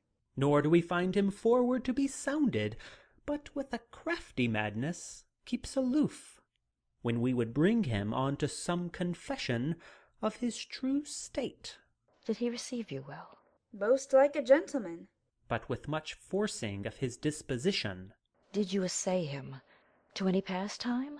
Madam, it so fell out that certain players we o'erwrought on the way. Of this we told him, and there did seem in him a kind of joy to hear it. They are about the court, and, as I think, they have already order this night to play before him. 'Tis most true, and he beseech me to entreat your majesties to hear and see the matter. With all my heart, and it doth much content me to hear him so inclined. Good gentlemen, give him a further edge, and drive his purpose on to these delights. We shall, my lord. Exeunt Rosencrantz and Guildenstern. Sweet Gertrude, leave us two, for we have closely sent for Hamlet hither, that he, as 'twere by accident, may hear affront Ophelia. Her father and myself, lawful espials, will so bestow ourselves, that, seeing unseen, we may of their encounter frankly judge, and gather by him, as he is behaved, if't be the affliction of his love or no, that thus he suffers for. I shall obey you. And for your part, Ophelia, I do wish that your good beauties be the happy cause of Hamlet's wildness. So shall I hope your virtues will bring him to his wonted way again, to both your honours. Madame, I wish it may. Exit Queen Gertrude. Ophelia, walk you here. Gracious, so please you, we will bestow ourselves. To Ophelia. Read on this book, that show of such an exercise may colour your loneliness. We are oft to blame in this. 'Tis too much proved, that with devotion's visage and pious action we do sugar o'er the devil himself. Aside. Oh, 'tis too true. How smart a lash that speech doth give my conscience! The harlot's cheek, beautied with plastering art, is not more ugly to the thing that helps it than is my deed to my most painted word. Oh, heavy burden! I hear him coming. Let's withdraw, my lord. Exeunt King Claudius and Polonius. Enter Hamlet. To be or not to be, that is the question.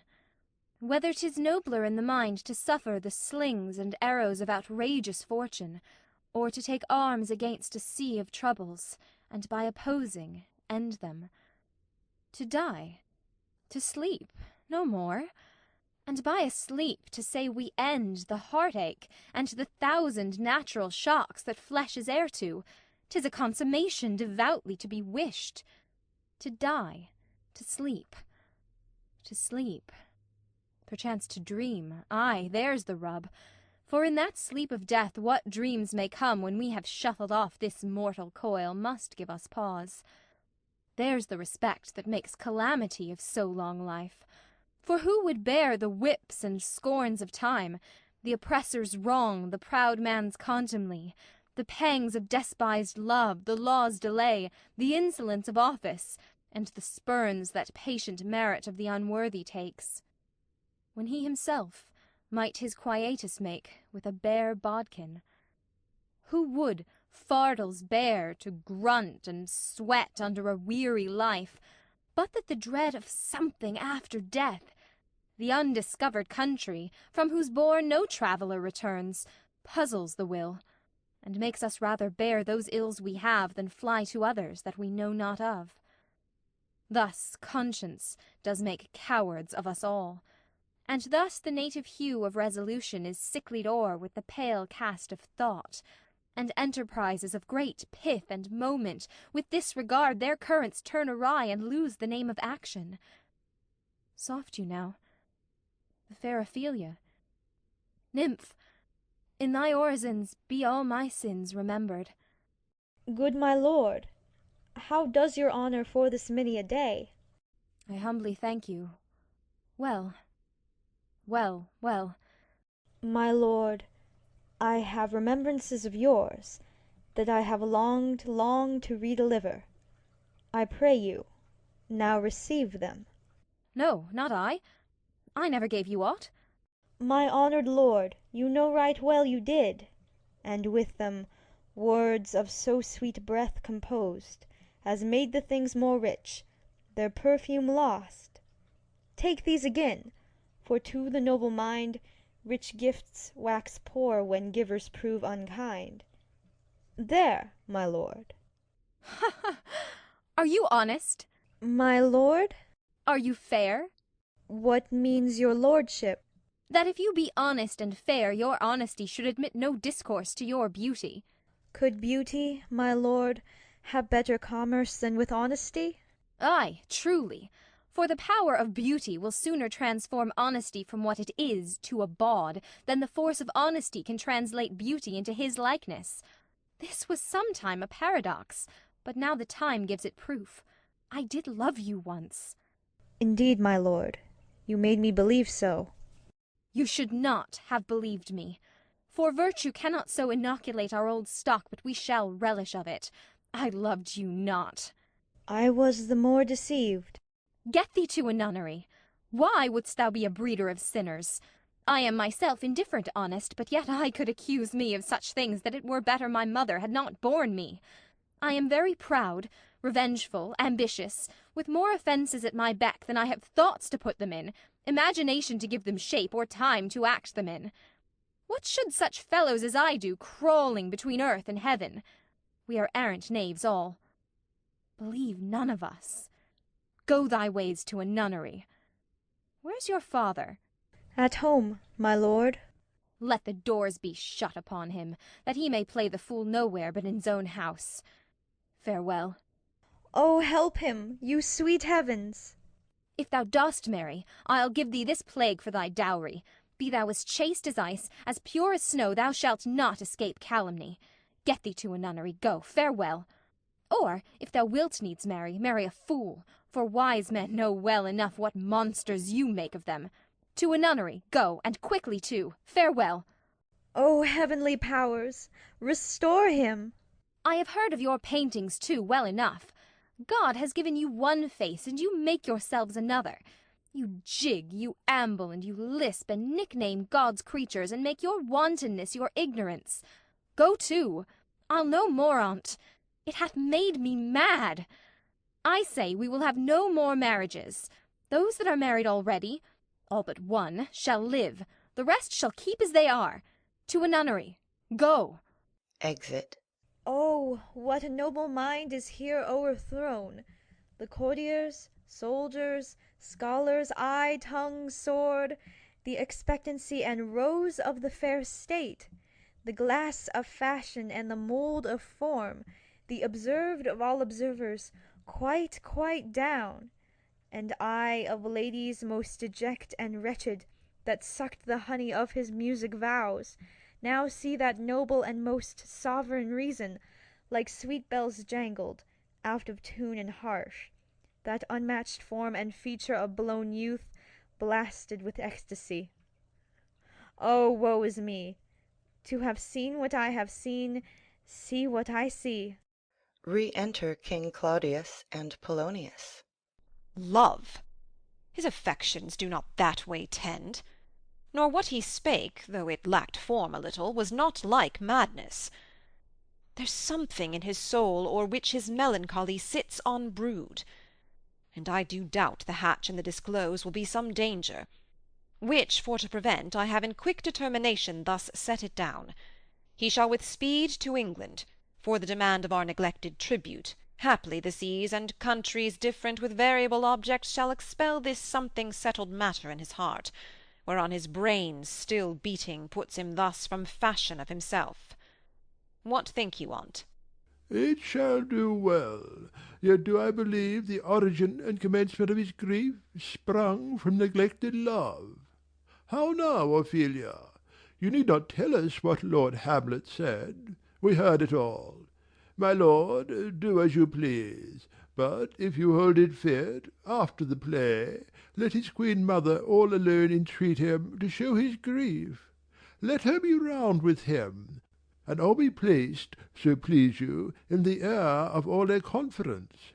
If she find him not, to England send him, or confine him where your wisdom best shall think. It shall be so. Madness in great ones must not unwatched go. Exeunt. Scene 2. A hall in the castle. Enter Hamlet and players. Speak the speech, I pray you, as I pronounced it to you, trippingly on the tongue.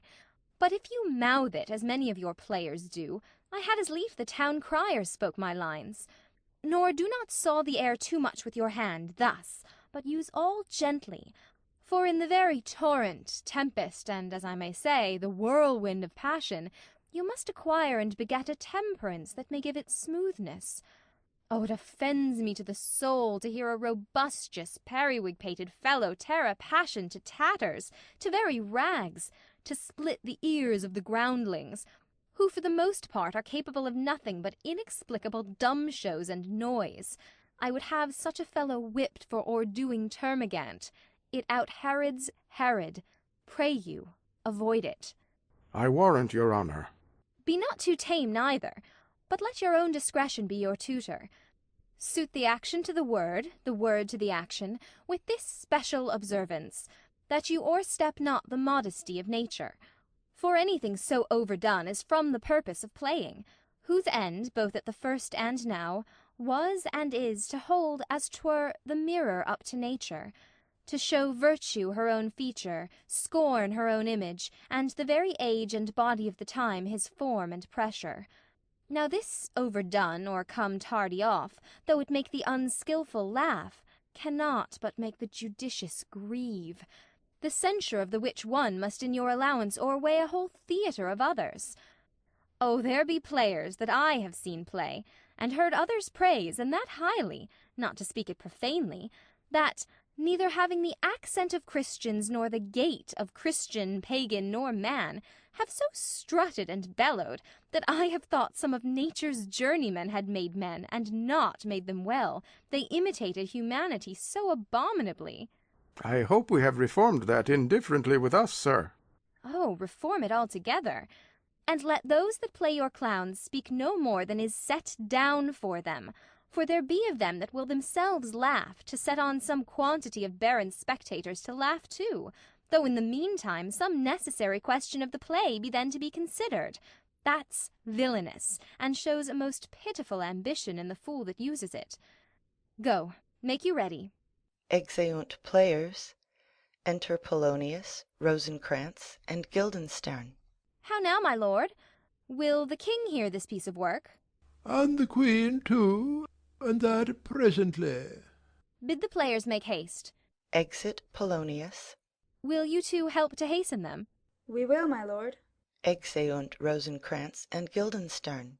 What ho, Horatio? Enter Horatio. Here, sweet lord, at your service. Horatio, thou art e'en as just a man as e'er my conversation coped withal. Oh, my dear lord. Nay, do not think I flatter. For what advancement may I hope from thee, that no revenue hast but thy good spirits to feed and clothe thee? Why should the poor be flattered? No, let the candied tongue lick absurd pomp, and crook the pregnant hinges of the knee where thrift may follow fawning. Dost thou hear? Since my dear soul was mistress of her choice, and could of men distinguish, her election hath sealed thee for herself. For thou hast been as one in suffering all that suffers nothing, a man that fortune's buffets and rewards hast ta'en with equal thanks. And blessed are those whose blood and judgment are so well commingled, that they are not a pipe for fortune's finger to sound what stop she please. Give me that man that is not passion's slave, and I will wear him in my heart's core, ay, in my heart of heart, as I do thee. Something too much of this. There is a play tonight before the king. One scene of it comes near the circumstance which I have told thee of my father's death. I prithee, when thou seest that act afoot, even with the very comment of thy soul, observe mine uncle. If his occulted guilt do not itself unkennel in one speech, it is a damned ghost that we have seen, and my imaginations are as foul as Vulcan's stithy. Give him a heedful note, for mine eyes will rivet to his face, and after we will both our judgments join in censure of his seeming. Well, my lord, if he steal aught the whilst this play is playing, and 'scape detecting, I will pay the theft. They are coming to the play. I must be idle. Get you a place. Danish march, a flourish. Enter King Claudius, Queen Gertrude, Polonius, Ophelia, Rosencrantz, Guildenstern, and others. How fares our cousin Hamlet? Excellent, i'faith, of the chameleon's dish. I eat the air, promise crammed. You cannot feed capons so. I have nothing with this answer, Hamlet. These words are not mine. No, nor mine now. To Polonius. My lord, you played once i' the university, you say? That did I, my lord, and was accounted a good actor. What did you enact? I did enact Julius Caesar. I was killed in the Capitol. Brutus killed me. It was a brute part of him to kill so capital a calf there. Be the players ready? Ay, my lord, they stay upon your patience. Come hither, my dear Hamlet. Sit by me. No, good mother, here's metal more attractive. To King Claudius. Oh-ho! Do you mark that? Lady, shall I lie in your lap? No, my lord. I mean my head upon your lap. Ay, my lord. Do you think I meant country matters? I think nothing, my lord. That's a fair thought to lie between maids' legs. What is, my lord? Nothing.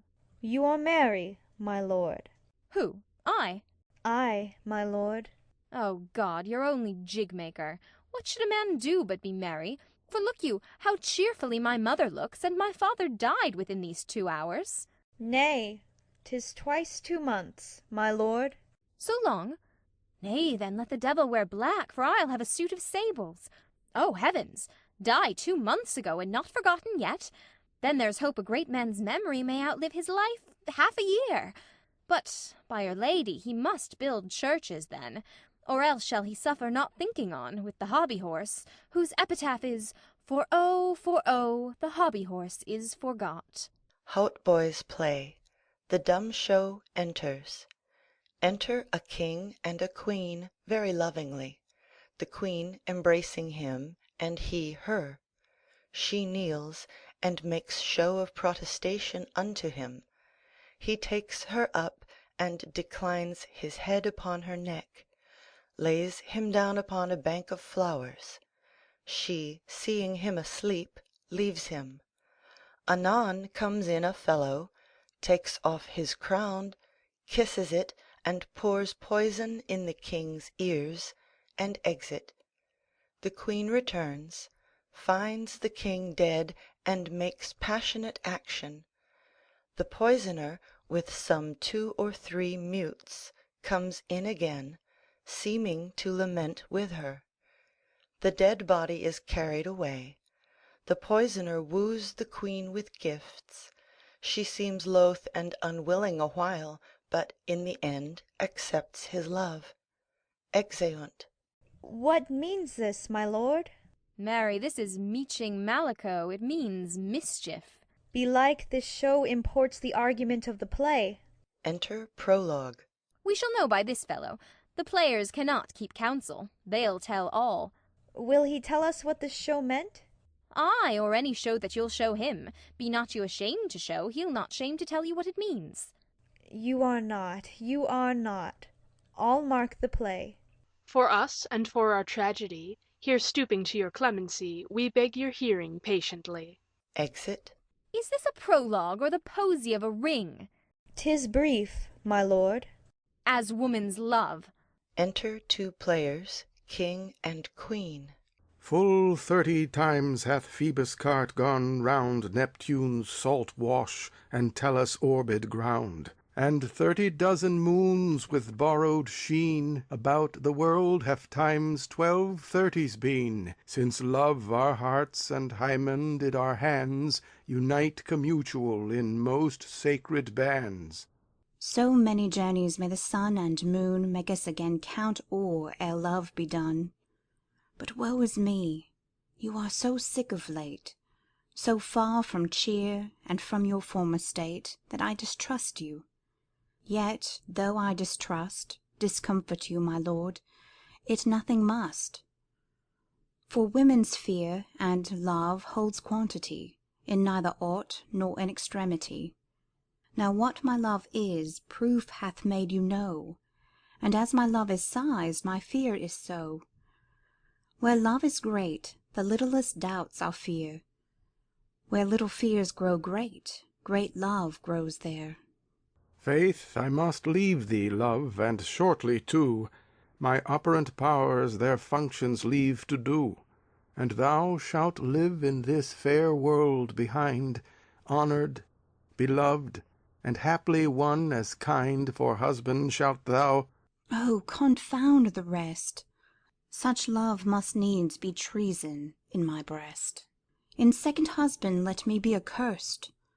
None wed the second but who killed the first. Wormwood, wormwood.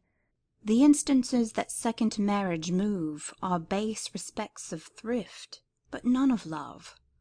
A second time I kill my husband dead, when second husband kisses me in bed. I do believe you think what now you speak, but what we do determine, oft we break. Purpose is but the slave to memory, of violent birth, but poor validity, which now, like fruit unripe, sticks on the tree, but fall unshaken, when they mellow be. Most necessary 'tis that we forget to pay ourselves what to ourselves is debt. What to ourselves in passion we propose, the passion ending, doth the purpose lose. The violence of either grief or joy their own enactures with themselves destroy. Where joy most revels, grief doth most lament. Grief joys, joy grieves, on slender accident. This world is not for aye, nor 'tis not strange that even our loves should with our fortunes change. For 'tis a question left us yet to prove, whether love lead fortune, or else fortune love. The great man down, you mark his favourite flies. The poor advanced makes friends of enemies, and hitherto doth love on fortune tend. For who not needs shall never lack a friend, and who in want a hollow friend doth try, directly seasons him his enemy. But orderly to end where I begun, our wills and fates do so contrary run, that our devices still are overthrown. Our thoughts are ours, their ends none of our own. So think thou wilt no second husband wed, but die thy thoughts when thy first lord is dead. Nor earth to me give food, nor heaven light. Sport and repose lock from me day and night. To desperation turn my trust and hope. An anchor's cheer in prison be my scope. Each opposite that blanks the face of joy meet what I would have well, and it destroy. Both here and hence pursue me lasting strife, if, once a widow, ever I be wife. If she should break it now. 'Tis deeply sworn. Sweet, leave me here awhile. My spirits grow dull, and fain I would beguile the tedious day with sleep. Sleep rock thy brain, and never come mischance between us twain. Exit. Madam, how like you this play? The lady protests too much, methinks. Oh, but she'll keep her word. Have you heard the argument? Is there no offence in't? No, they do but jest. Poison in jest. No offence i' the world. What do you call the play? The Mousetrap. Marry, how? Tropically. This play is the image of a murder done in Vienna. Gonzago is the duke's name, his wife Baptista. You shall see anon. 'Tis a knavish piece of work. But what of that? Your majesty and we that have free souls, it touches us not. Let the galled jade wince. Our withers are unwrung. Enter Lucianus. This is one Lucianus, nephew to the king. You are as good as a chorus, my lord. I could interpret between you and your love if I could see the puppets dallying. You are keen, my lord, you are keen. It would cost you a groaning to take off my edge. Still better, and worse. So you must take your husbands. Begin, murderer. Pox, leave thy damnable faces, and begin. Come, the croaking raven doth bellow for revenge. Thoughts black, hands apt, drugs fit and time agreeing. Confederate season, else no creature seeing. Thou mixture rank of midnight weeds collected, with Hecate's ban thrice blasted, thrice infected. Thy natural magic and dire property on wholesome life usurp immediately. Pours the poison into the sleeper's ears. He poisons him i' the garden for his estate. His name's Gonzago. The story is extant and writ in choice Italian. You shall see anon how the murderer gets the love of Gonzago's wife. The king rises. What, frighted with false fire? How fares my lord? Give all the play. Give me some light. Away! Lights, lights, lights. Exeunt all but Hamlet and Horatio. Why, let the stricken deer go weep, the heart ungalled play. For some must watch while some must sleep, so runs the world away. Would not this, sir, and a forest of feathers, if the rest of my fortunes turn Turk with me, with 2 provincial roses on my raised shoes, get me a fellowship in a cry of players, sir? Half a share. A whole one, I. For thou dost know, O Damon dear, this realm dismantled was of Jove himself, and now reigns here a very, very Pajock. You might have rhymed. Oh, good Horatio, I'll take the ghost's word for 1,000 pound. Didst perceive? Very well, my lord. Upon the talk of the poisoning. I did very well note him. Aha, come, some music. Come, the recorders. For if the king like not the comedy, why then, belike, he likes it not, perdie. Come, some music. Re-enter Rosencrantz and Guildenstern. Good my lord, vouchsafe me a word with you. Sir, a whole history. The king, sir. Ay, sir, what of him? Is in his retirement, marvellous distempered. With drink, sir? No, my lord, rather with choler. Your wisdom should show itself more richer to signify this to his doctor, for me to put him to his purgation would perhaps plunge him into far more choler. Good my lord, put your discourse into some frame, and start not so wildly from my affair. I am tame, sir. Pronounce. The queen, your mother, in most great affliction of spirit, hath sent me to you. You are welcome. Nay, good my lord, this courtesy is not of the right breed. If it shall please you to make me a wholesome answer, I will do your mother's commandment. If not, your pardon and my return shall be the end of my business. Sir, I cannot. What, my lord? Make you a wholesome answer. My wit's diseased. But, sir, such answer as I can make you shall command. Or rather, as you say, my mother. Therefore, no more but to the matter. My mother, you say. Then thus she says, your behaviour hath struck her into amazement and admiration. Oh, wonderful son that can so astonish a mother! But is there no sequel at the heels of this mother's admiration? Impart. She desires to speak with you in her closet, ere you go to bed. We shall obey, were she 10 times our mother. Have you any further trade with us? My lord, you once did love me. So I do still, by these pickers and stealers. Good my lord, what is your cause of distemper? You do surely bar the door upon your own liberty, if you deny your griefs to your friend. Sir, I lack advancement. How can that be, when you have the voice of the king himself for your succession in Denmark? Ay, but sir, while the grass grows, the proverb is something musty. Re-enter players with recorders. Oh, the recorders, let me see one. To withdraw with you, why do you go about to recover the wind of me, as if you would drive me into a toil? Oh, my lord, if my duty be too bold, my love is too unmannerly. I do not well understand that. Will you play upon this pipe? My lord, I cannot. I pray you. Believe me, I cannot. I do beseech you. I know no touch of it, my lord. 'Tis as easy as lying. Govern these ventages with your fingers and thumb, give it breath with your mouth, and it will discourse most eloquent music. Look you, these are the stops. But these I cannot command to any utterance of harmony. I have not the skill. Why, look you now, how unworthy a thing you make of me. You would play upon me, you would seem to know my stops, you would pluck out the heart of my mystery, you would sound me from my lowest note to the top of my compass. And there is much music, excellent voice in this little organ. Yet cannot you make it speak? Sblood, do you think I am easier to be played on than a pipe? Call me what instrument you will, though you can fret me, yet you cannot play upon me. Enter Polonius. God bless you, sir. My lord, the queen would speak with you, and presently.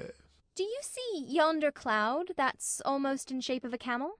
By the mass, and 'tis like a camel indeed. Methinks it is like a weasel. It is backed like a weasel.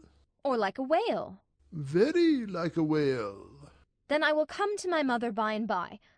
They fool me to the top of my bent. I will come by and by. I will say so.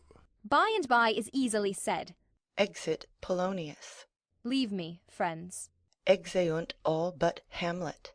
'Tis now the very witching time of night, when churchyards yawn and hell itself breathes out contagion to this world. Now could I drink hot blood, and do such bitter business as the day would quake to look on. Soft. Now to my mother. O heart, lose not thy nature. Let not ever the soul of Nero enter this firm bosom. Let me be cruel, not unnatural. I will speak daggers to her, but use none.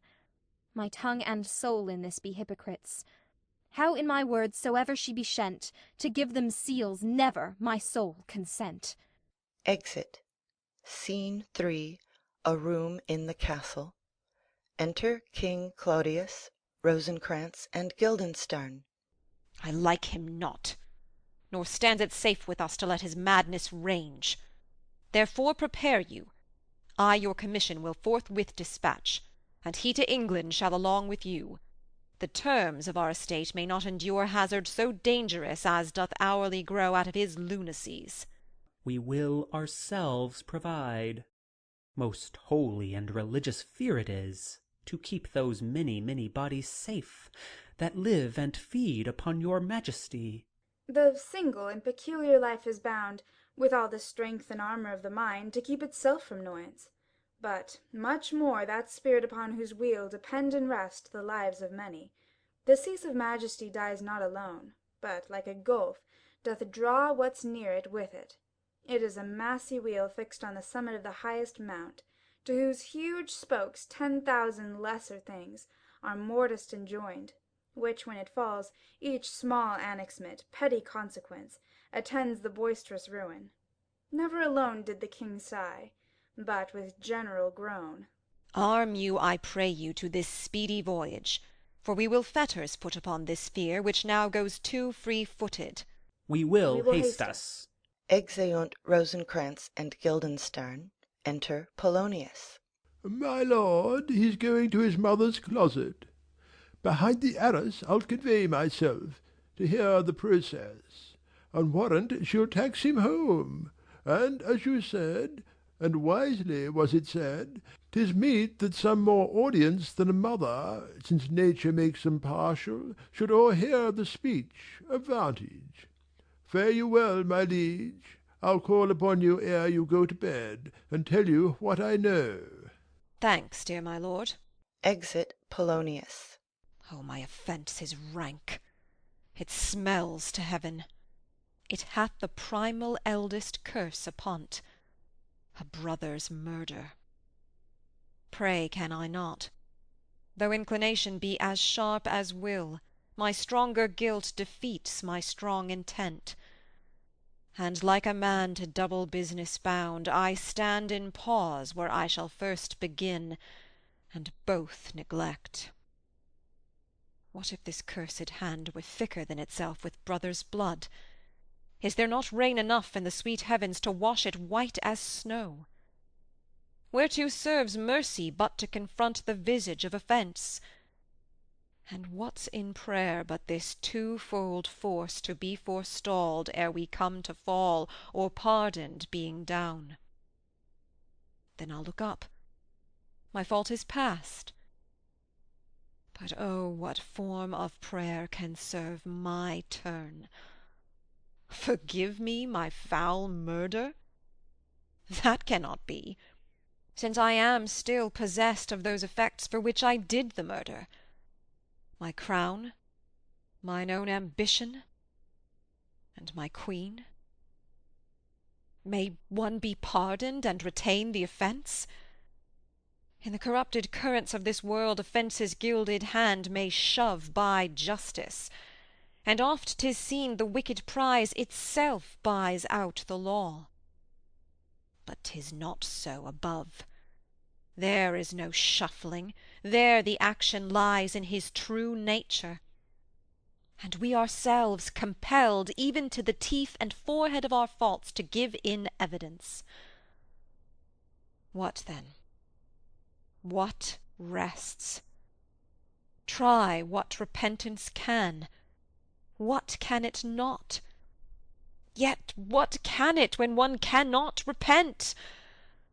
O wretched state! O bosom black as death! O limed soul, that struggling to be free art more engaged! Help! Angels, make essay! Bow, stubborn knees, and heart with strings of steel be soft as sinews of the new-born babe. All may be well. Retires and kneels. Enter Hamlet. Now might I do it pat. Now he is praying, and now I'll do it. And so he goes to heaven. And so am I revenged. That would be scanned. A villain kills my father, and for that I, his sole son, do this same villain send to heaven. Oh, this is hire and salary, not revenge. He took my father grossly, full of bread, with all his crimes broad blown as flesh as May. And how his audit stands, who knows, save heaven? But in our circumstance and course of thought 'tis heavy with him. And am I then revenged, to take him in the purging of his soul, when he is fit and seasoned for his passage? No. Up, sword, and know thou a more horrid hent. When he is drunk, asleep, or in his rage, or in the incestuous pleasure of his bed, at gaming, swearing, or about some act that has no relish of salvation in't, then trip him, that his heels may kick at heaven, and that his soul may be as damned and black as hell, whereto it goes. My mother stays. This physic but prolongs thy sickly days. Exit. Rising. My words fly up, my thoughts remain below. Words without thoughts never to heaven go. Exit. Scene 4. The Queen's closet. Enter Queen Gertrude and Polonius. He will come straight. Look you lay home to him.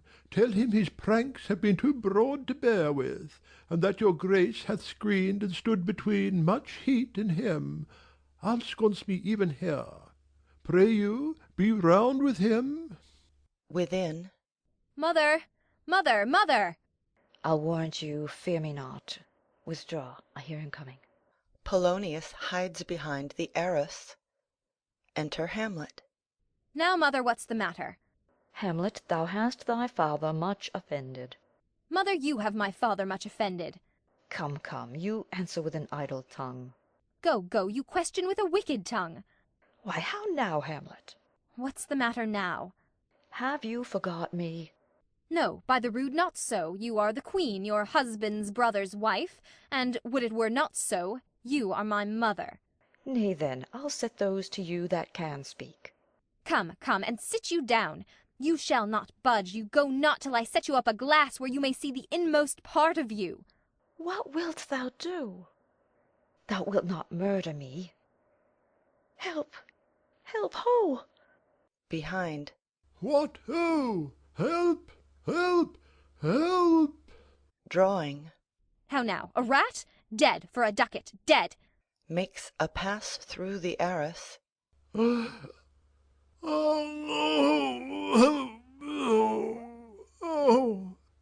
I am slain.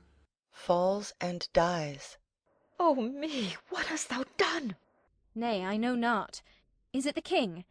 Oh, what a rash and bloody deed is this! A bloody deed. Almost as bad, good mother, as kill a king and marry with his brother. As kill a king? Ay, lady, 'twas my word. Lifts up the arras and discovers Polonius.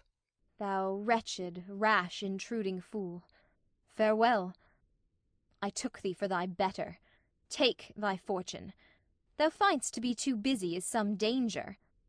Leave wringing of your hands, peace, sit you down, and let me wring your heart, for so I shall, if it be made of penetrable stuff, if damned custom have not brassed it so that it is proof and bulwark against sense.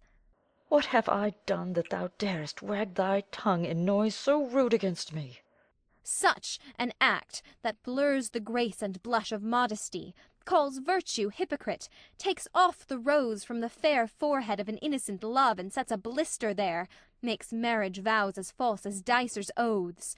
Oh, such a deed, as from the body of contraction plucks the very soul, and sweet religion makes a rhapsody of words. Heaven's face doth glow, yea, this solidity and compound mass, with tristful visage, as against the doom, is thought-sick at the act. Ah me, what act, that roars so loud and thunders in the index? Look here, upon this picture and on this, the counterfeit presentment of two brothers. See what a grace was seated on this brow, Hyperion's curls, the front of Jove himself, an eye like Mars to threaten and command, a station like the herald Mercury new lighted on a heaven-kissing hill, a combination and a form indeed, where every god did seem to set his seal to give the world assurance of a man. This was your husband. Look you now what follows. Here is your husband, like a mildewed ear blasting his wholesome brother. Have you eyes? Could you on this fair mountain leave to feed and batten on this moor? Ha! Have you eyes? You cannot call it love, for at your age the heyday in the blood is tame, it's humble, and waits upon the judgment. And what judgment would step from this to this? Sense, sure, you have, else could you not have motion. But sure that sense is apoplexed. For madness would not err, nor sense to ecstasy was ne'er so thralled, but it reserved some quantity of choice to serve in such a difference. What devil wast that thus hath cozened you at hoodman blind? Eyes without feeling, feeling without sight, ears without hands or eyes, smelling sans all, or but a sickly part of one true sense could not so mope. O shame, where is thy blush? Rebellious hell, if thou canst mutine in a matron's bones, to flaming youth let virtue be as wax and melt in her own fire. Proclaim no shame when the compulsive ardour gives the charge, since frost itself as actively doth burn, and reason panders will. O Hamlet, speak no more. Thou turnest mine eyes into my very soul, and there I see such black and grained spots as will not leave their tinct. Nay, but to live in the rank sweat of an enseamed bed, stewed in corruption, honeying and making love over the nasty sty. Oh, speak to me no more. These words like daggers enter in mine ears. No more, sweet Hamlet. A murderer and a villain, a slave that is not 20th part the tithe of your precedent lord, a vice of kings, a cut-purse of the empire and the rule, that from a shelf the precious diadem stole and put it in his pocket. No more. A king of shreds and patches. Enter Ghost. Save me, and hover o'er me with your wings, you heavenly guards. What would your gracious figure? Alas, he's mad. Do not you come your tardy son to chide, that lapsed in time and passion lets go by the important acting of your dread command. Oh, say! Do not forget This visitation is but to whet thy almost blunted purpose. But look, amazement on thy mother sits. O step between her and her fighting soul! Conceit in weakest bodies, strongest works. Speak to her, Hamlet. How is it with you, lady? Alas, how is it with you, that you do bend your eye on vacancy, and with the incorporeal air do hold discourse? Forth at your eyes your spirits wildly peep, and, as the sleeping soldiers in the alarm, your bedded hair, like life in excrements, starts up and stands on end. O gentle sun, upon the heat and flame of thy distemper sprinkle cool patience. Whereon do you look? On him. On him. Look you how pale he glares! His form and cause conjoined, preaching to stones would make them capable. Do not look upon me, lest with this piteous action you convert my stern effects. Then what I have to do will want true colour, tears perchance for blood. To whom do you speak this?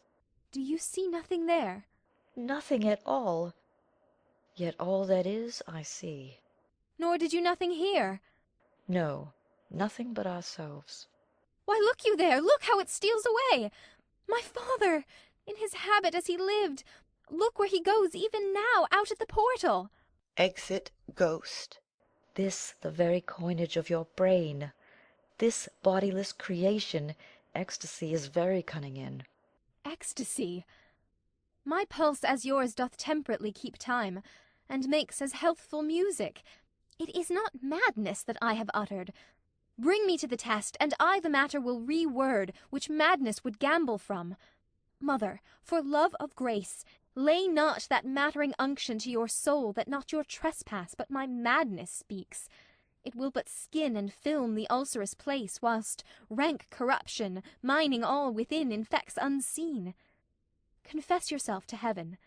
Repent what's past, avoid what is to come, and do not spread the compost on the weeds to make them ranker. Forgive me this my virtue, for in the fatness of these pursy times, virtue itself of vice must pardon beg, yea, curb and woo for leave to do him good. O Hamlet, thou hast cleft my heart in twain. O throw away the worser part of it, and live the purer with the other half. Good night, but go not to mine uncle's bed. Assume a virtue if you have it not. That monster, custom, who all sense doth eat of habit's devil, is angel yet in this, that to the use of actions fair and good he likewise gives a frock or livery that aptly is put on. Refrain to-night, and that shall lend a kind of easiness to the next abstinence, the next more easy, for use almost can change the stamp of nature, and either shame the devil or throw him out with wondrous potency. Once more, good night. And when you are desirous to be blessed, I'll blessing beg of you. For this same Lord, pointing to Polonius, I do repent, but heaven hath pleased it so to punish me with this and this with me, that I must be their scourge and minister. I will bestow him, and will answer well the death I gave him. So again, good night. I must be cruel only to be kind. Thus bad begins and worse remains behind. One word more, good lady. What shall I do? Not this by no means that I bid you do. Let the bloat king tempt you again to bed, pinch wanton on your cheek, call you his mouse, and let him, for a pair of reechy kisses, or paddling in your neck with his damned fingers, make you to ravel all this matter out, that I, essentially, am not in madness, but mad in craft. 'Twere good you let him know, for who that's but a queen, fair, sober, wise, would from a paddock, from a bat, a gib, such dear concernings hide? Who would do so? No. In despite of sense and secrecy, unpeg the basket on the house's top, let the birds fly, and, like the famous ape, to try conclusions, in the basket creep, and break your own neck down. Be thou assured, if words be made of breath, and breath of life, I have no life to breathe what thou hast said to me. I must to England. You know that. Alack, I had forgot. 'Tis so concluded on. There's letters sealed, and my 2 schoolfellows, whom I will trust as I will adders fanged, they bear the mandate. They must sweep my way and marshal me to knavery.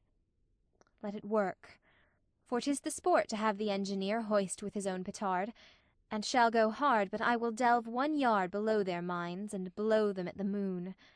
Oh, 'tis most sweet, when in 1 line 2 crafts directly meet. This man shall set me packing. I'll lug the guts into the neighbour room. Mother, good night. Indeed, this counsellor is now most still, most secret, and most grave, who was in life a foolish prating knave. Come, sir, to draw toward an end with you. Good night, mother. Exeunt severally, Hamlet dragging in Polonius. End of Act 3. Act 4, Scene 1, a room in the castle. Enter King Claudius, Queen Gertrude, Rosencrantz, and Guildenstern. There's matter in these sighs, these profound heaves. You must translate, 'tis fit we understand them. Where is your son? Bestow this place on us a little while. Exeunt Rosencrantz and Guildenstern. Ah, my good lord, what have I seen to-night? What, Gertrude? How does Hamlet? Mad as the sea and wind, when both contend which is the mightier. In his lawless fit, behind that arras hearing something stir, whips out his rapier, cries, a rat, and in this brainish apprehension kills the unseen good old man. Oh, heavy deed! It had been so with us, had we been there. His liberty is full of threats to all, to you yourself, to us, to every one. Alas, how shall this bloody deed be answered? It will be laid to us, whose providence should have kept short, restrained, and out of haunt this mad young man. But so much was our love, we would not understand what was most fit, but like the owner of a foul disease, to keep it from divulging, let it feed even on the pith of life. Where is he gone? To draw apart the body he hath killed, or whom his very madness, like some ore among a mineral of metal's base, shows itself pure. He weeps for what is done. Oh, Gertrude, come away. The sun no sooner shall the mountains touch, but we will ship him hence. And this vile deed we must with all our majesty and skill both countenance and excuse. Ho, Guildenstern! Re-enter Rosencrantz and Guildenstern. Friends both, go join you with some further aid. Hamlet in madness hath Polonius slain, and from his mother's closet hath he dragged him. Go seek him out. Speak fair, and bring the body into the chapel. I pray you, haste in this. Exeunt Rosencrantz and Guildenstern. Come, Gertrude, we'll call up our wisest friends, and let them know both what we mean to do and what's untimely done. Oh, come away! My soul is full of discord and dismay. Exeunt. Scene 2, another room in the castle. Enter Hamlet. Safely stowed. Hamlet! Lord Hamlet! Lord Hamlet! What noise? Who calls on Hamlet? Oh, here they come. Enter Rosencrantz and Guildenstern. What have you done, my lord, with the dead body? Compounded it with dust whereto 'tis kin. Tell us where 'tis, that we may take it thence and bear it to the chapel. Do not believe it. Believe what? That I can keep your counsel and not mine own. Besides, to be demanded of a sponge, what replication should be made by the son of a king? Take you me for a sponge, my lord? I, sir, that soaks up the king's countenance, his rewards, his authorities. But such officers do the king best service in the end. He keeps them, like an ape, in the corner of his jaw, first mouthed to be last swallowed. When he needs what you have gleaned, it is but squeezing you, and sponge, you shall be dry again. I understand you not, my lord. I am glad of it. A knavish speech sleeps in a foolish ear. My lord, you must tell us where the body is, and go with us to the king. The body is with the king, but the king is not with the body. The king is a thing. A thing, my lord. Of nothing. Bring me to him. Hide fox and all after. Exeunt. Scene 3. Another room in the castle. Enter King Claudius, attended. I have sent to seek him, and to find the body. How dangerous is it that this man goes loose! Yet must not we put the strong law on him? He's loved of the distracted multitude, who like not in their judgment but their eyes. And where 'tis so, the offender's scourge is weighed, but never the offence. To bear all smooth and even, this sudden sending him away must seem deliberate pause. Diseases desperate grown by desperate appliance are relieved, or not at all. Enter Rosencrantz. How now? What hath befallen? Where the dead body is bestowed, my lord, we cannot get from him. But where is he? Without, my lord, guarded, to know your pleasure. Bring him before us. Ho, Guildenstern, bring in my lord. Enter Hamlet and Guildenstern. Now, Hamlet, where's Polonius? At supper. At supper? Where? Not where he eats, but where he is eaten. A certain convocation of politic worms are e'en at him. Your worm is your only emperor for diet. We fat all creatures else to fat us, and we fat ourselves for maggots. Your fat king and your lean beggar is but variable service. 2 dishes but to 1 table. That's the end. Alas, alas! A man may fish with the worm that hath eat of a king, and cat of the fish that hath fed of that worm. What dost you mean by this? Nothing, but to show you how a king may go a progress through the guts of a beggar. Where is Polonius? In heaven. Send hither to see. If your messenger find him not there, seek him in the other place yourself. But, indeed, if you find him not within this month, you shall nose him as you go up the stairs into the lobby. Go seek him there. He will stay till you come. Exeunt attendants. Hamlet, this deed, for thine especial safety, which we do tender as we dearly grieve for that which thou hast done, must send thee hence with fiery quickness. Therefore prepare thyself. The bark is ready, and the wind it help. The associates tend, and everything is bent for England. For England? Ay, Hamlet. Good. So is it, if thou knewest our purposes. I see a cherub that sees them. But come for England. Farewell, dear mother. Thy loving father, Hamlet? My mother. Father and mother is man and wife is one flesh, and so my mother. Come, for England. Exit.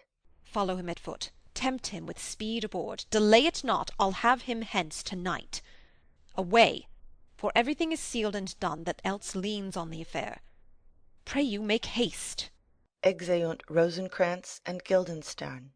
And England, if my love thou hold'st at aught, as my great power thereof may give thee sense, since yet thy cicatrice looks raw and red after the Danish sword, and thy free awe pays homage to us, thou mayst not coldly set our sovereign process, which imports at full, by letters congruing to that effect, the present death of Hamlet.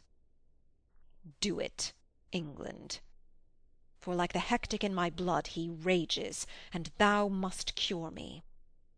Till I know 'tis done, howe'er my haps, my joys were ne'er begun. Exit. Scene 4. A plain in Denmark.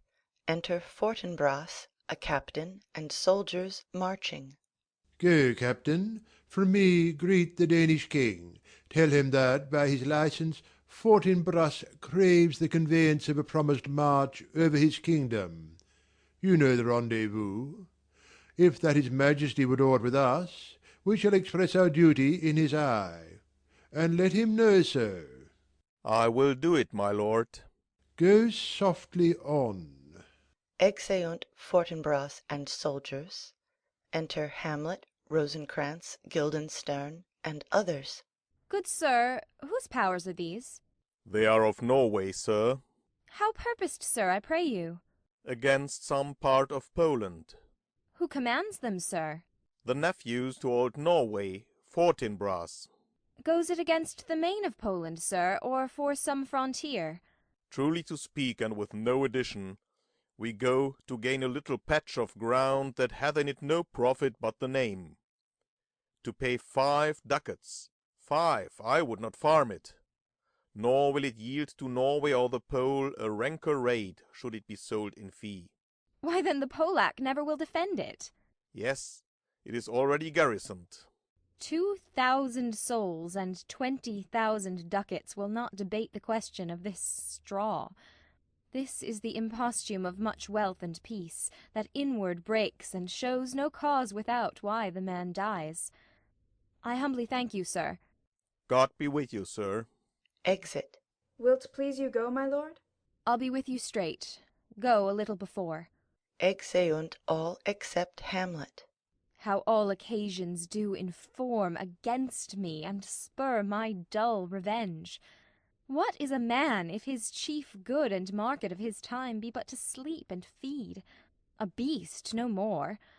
Sure, he that made us with such large discourse, looking before and after, gave us not that capability and godlike reason to fust in us unused. Now whether it be bestial oblivion, or some craven scruple of thinking too precisely on the event, a thought which, quartered, hath but 1 part wisdom and ever 3 parts coward, I do not know why yet I live to say this thing's to do, sith I have cause and will and strength and means to do it. Examples gross as earth exhort me. Witness this army of such mass and charge, led by a delicate and tender prince, whose spirit, with divine ambition puffed, makes mouths at the invisible event, exposing what is mortal and unsure to all that fortune, death, and danger dare, even for an egg-shell. Rightly to be great is not to stir without great argument, but greatly to find quarrel in a straw when honour's at the stake. How stand I, then, that have a father killed, a mother stained, excitements of my reason and my blood, and let all sleep? While to my shame I see the imminent death of 20,000 men, that for a fantasy and trick of fame go to their graves like beds, fight for a plot whereon the numbers cannot try the cause, which is not tomb enough and continent to hide the slain. Oh, from this time forth, my thoughts be bloody, or be nothing worth. Exit. Scene 5. Elsinore. A room in the castle. Enter Queen Gertrude, Horatio, and a gentleman. I will not speak with her. She is importunate, indeed distract. Her mood will needs be pitied. What would she have? She speaks much of her father, says she hears there's tricks i' the world, and hems and beats her heart, spurns enviously at straws, speaks things in doubt that carry but half sense. Her speech is nothing, yet the unshaped use of it doth move the hearers to collection. They aim at it, and botch the words up fit to their own thoughts, which, as her winks and nods and gestures yield them, indeed would make one think there might be thought, though nothing sure, yet much unhappily. 'Twere good she were spoken with, for she may strew dangerous conjectures in ill-breeding minds. Let her come in. Exit Horatio. To my sick soul, as sin's true nature is, each toy seems prologue to some great amiss. So full of artless jealousy is guilt, it spills itself in fearing to be spilt. Re-enter Horatio with Ophelia. Where is the beauteous majesty of Denmark? How now, Ophelia? How should I your true love know from another one? By his cockle hat and staff, and his sandal shoon. Alas, sweet lady, what imports this song? Say you? Nay, pray you, mark. He is dead and gone, lady, he is dead and gone, At his hat a grass-green turf, at his heels a stone. Nay, but Ophelia. Pray you, mark. White his shroud as the mountain snow. Enter King Claudius. Alas, look here, my lord. Lauded with sweet flowers, which bewept to the grave did go, with true love showered. How do you, pretty lady? Well, God ild you. They say the owl was a baker's daughter. Lord, we know what we are, but know not what we may be. God be at your table.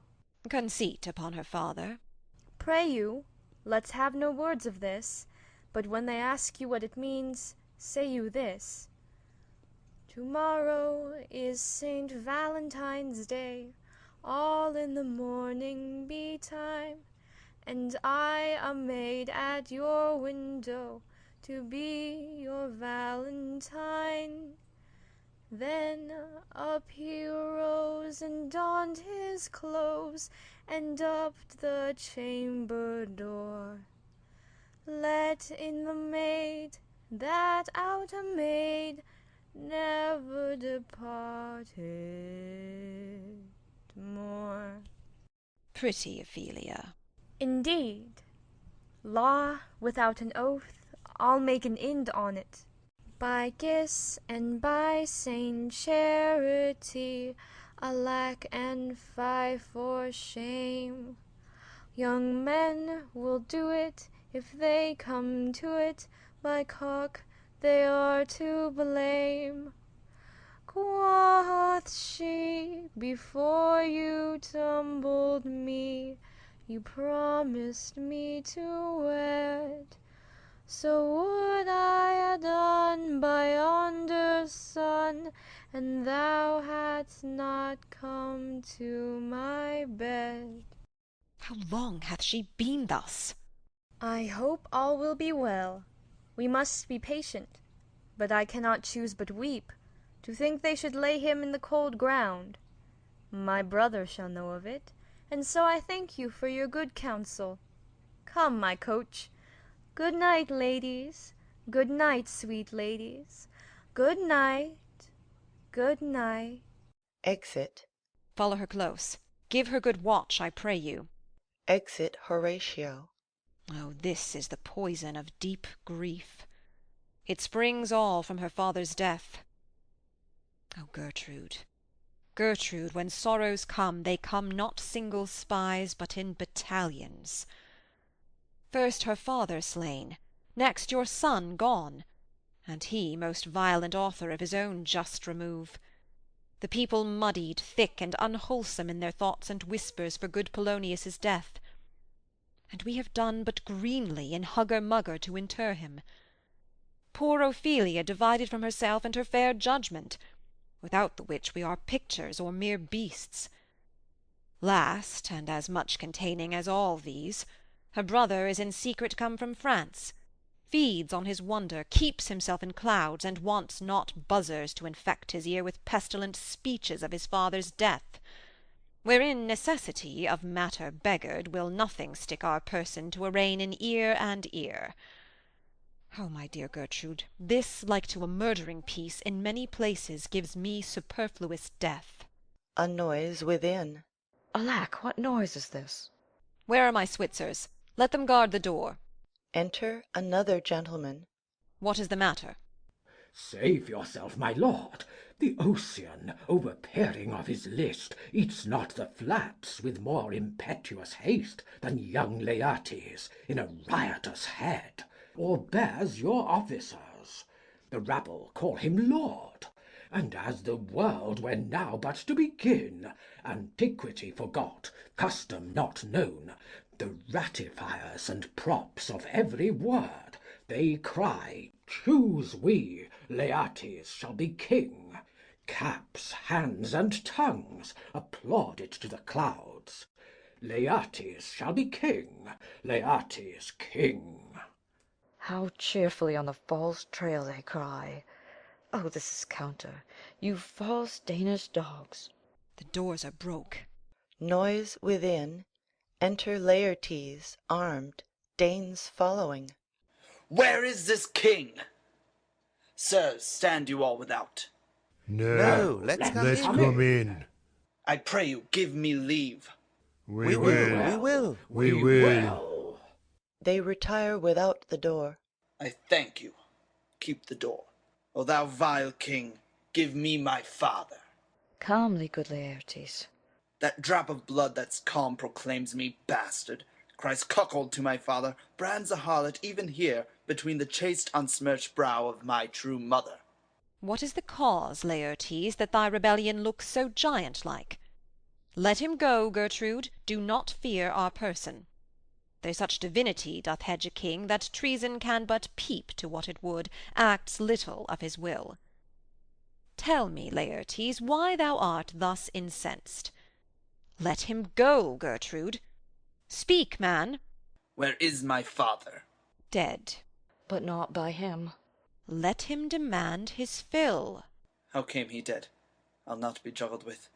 To hell allegiance, vows to the blackest devil, conscience and grace to the profoundest pit, I dare damnation. To this point I stand, that both the worlds I give to negligence, let come what comes. Only I'll be revenged most sorely for my father. Who shall stay you? My will, not all the world. And for my means I'll husband them so well, they shall go far with little. Good Laertes, if you desire to know the certainty of your dear father's death, is't writ in your revenge, that swoop-stake you will draw both friend and foe, winner and loser? None but his enemies. Will you know them, then? To his good friends thus wild I'll ope my arms, and like the kind life-rendering pelican, repass them with my blood. Why, now you speak like a good child and a true gentleman. That I am guiltless of your father's death, and am most sensible in grief for it, it shall as level to your judgment pierce as day does to your eye. Let her come in. How now? What noise is that? Re-enter Ophelia. O heat, dry up my brains, tears 7 times salt, burn out the sense and virtue of mine eye. By heaven thy madness shall be paid by weight, till our scale turn the beam, O rose of May. Dear maid, kind sister, sweet Ophelia, O heavens, is't possible a young maid's wits should be as moral as an old man's life? Nature is fine in love, and where 'tis fine, it sends some precious instance of itself after the thing it loves. They bore him barefaced on the bier, hey non nonny nonny, hey nonny, and in his grave rained many a tear. Fare you well, my dove. Hadst thou thy wits and didst persuade revenge, it could not move thus. You must sing a down, and you call him a downer. Oh, how the wheel becomes it! It is the false steward that stole his master's daughter. This nothing's more than matter. There's rosemary, that's for remembrance. Pray, love, remember. And then there's pansies, that's for thoughts. A document in madness, thoughts and remembrance fitted. There's fennel for you, and columbines. There's rue for you, and here's some for me. We may call it herb grace of Sundays. Oh, you must weigh your rue with a difference. There's a daisy. I would give you some violets, but they withered all when my father died.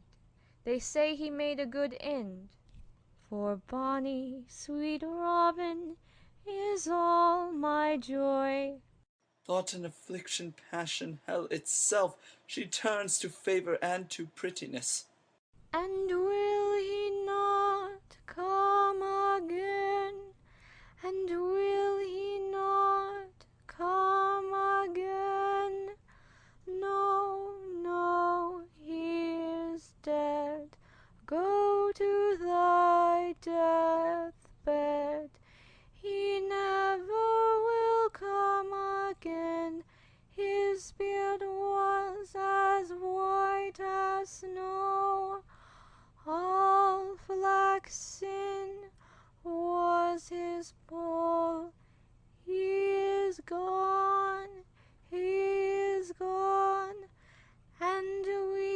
cast away, moan, God have mercy on his soul. And of all Christian souls, I pray God, God be with ye. Exit. Do you see this, O God? Laertes, I must commune with your grief, or you deny me right. Go but apart, make choice of whom your wisest friends you will, and they shall hear and judge twixt you and me. If by direct or by collateral hand they find us touched, we will our kingdom give, our crown, our life, and all that we can ours, to you in satisfaction. But if not, be you content to lend your patience to us, and we shall jointly labour with your soul to give it due content. Let this be so. His means of death, his obscure funeral, no trophy sword nor hatchment o'er his bones, no noble rite nor formal ostentation, cry to be heard as 'twere from heaven to earth, that I must call't in question. So you shall, and where the offence is, let the great axe fall. I pray you, go with me. Exeunt. Scene 6. Another room in the castle. Enter Horatio and a servant. What are they that would speak with me? Sailors, sir. They say they have letters for you. Let them come in. Exit servant.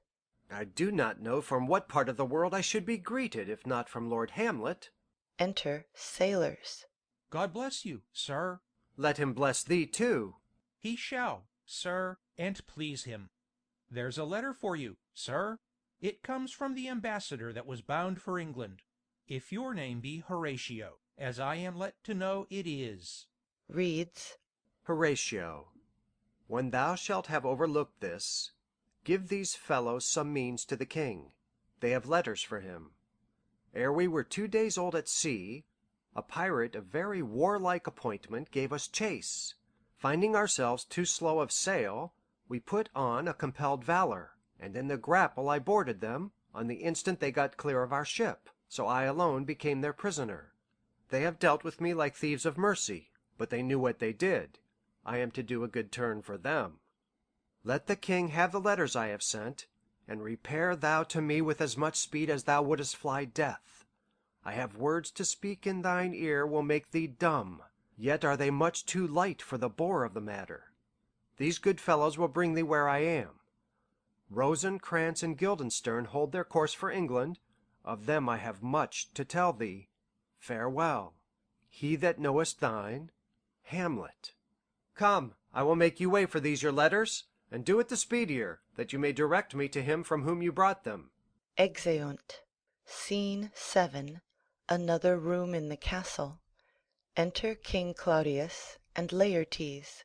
Now must your conscience my acquaintance seal, and you must put me in your heart for friend, sith you have heard, and with a knowing ear, that he which hath your noble father slain pursued my life. It well appears. But tell me why you proceeded not against these feats, so crimeful and so capital in nature, as by your safety, wisdom, all things else, you mainly were stirred up. Oh, for 2 special reasons, which may to you perhaps seem much unsinewed, but yet to me they are strong. The queen his mother lives almost by his looks, and for myself, my virtue or my plague, be it either which, she's so conjunctive to my life and soul, that as the star moves not but in his sphere, I could not but by her. The other motive, why to a public count I might not go, is the great love the general gender bear him, who, dipping all his faults in their affection, would, like the spring that turneth wood to stone, convert his gyves to graces, so that my arrows, too slightly timbered for so loud a wind, would have reverted to my bow again, and not where I had aimed them. And so have I a noble father lost, a sister driven into desperate terms, whose worth, if praises may go back again, stood challenger on mount of all the age for her perfections. But my revenge will come. Break not your sleeps for that. You must not think that we are made of stuff so flat and dull that we can let our beard be shook with danger and think it pastime. You shortly shall hear more. I loved your father, and we love ourself, and that, I hope, will teach you to imagine. Enter a messenger. How now? What news? Letters, my lord, from Hamlet. This to your majesty, this to the queen. From Hamlet? Who brought them? Sailors, my lord, they say. I saw them not. They were given me by Claudio. He received them of him that brought them. Laertes, you shall hear them. Leave us. Exit messenger. Reads, High and mighty, you shall know I am set naked on your kingdom. To-morrow shall I beg leave to see your kingly eyes, when I shall, first asking your pardon thereunto, recount the occasion of my sudden and more strange return. Hamlet.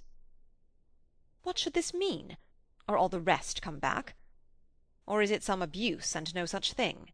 Know you the hand? 'Tis Hamlet's character. Naked?